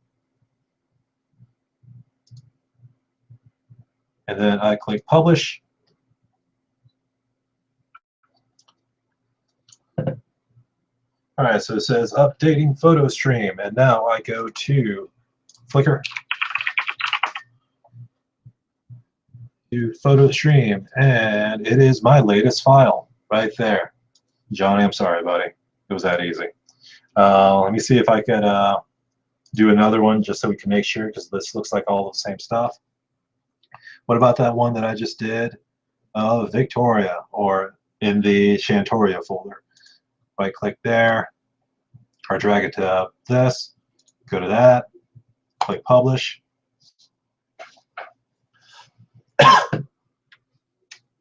Hey guys, please comment on the meetup.com page and tell me technical stuff if you don't mind. Video quality, most importantly audio quality. Audio is extremely important. I'm using this headset that I just want to make sure that you guys can hear me well. Going back to Flickr, let's update this. Let's look, and there you go, Johnny. Quick and easy. Guys, my other Flickr is Tret and Chow. It's easier to find there. This one is kind of just just one that I added on. Let me change views real quick and make this proper, guys. 1 second. All right. Whoa. No, I clicked. Oh my God, I clicked that one. I'm supposed to click this. All right, there you go. Hey guys, thank you. This was really fun. I had a really great time doing this. I'm looking forward to the future ones. Enjoy the backdrop, my daughter, my little one.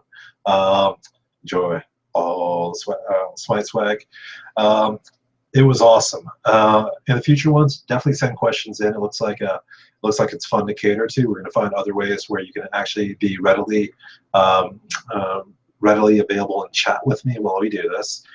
This is the quality of how it's going to be. We're going to explore different ways to do other broadcasting, but with these events, they're really cool. They're really fun. I think you guys are going to have a great time with them. 2015 is going to be an amazing year.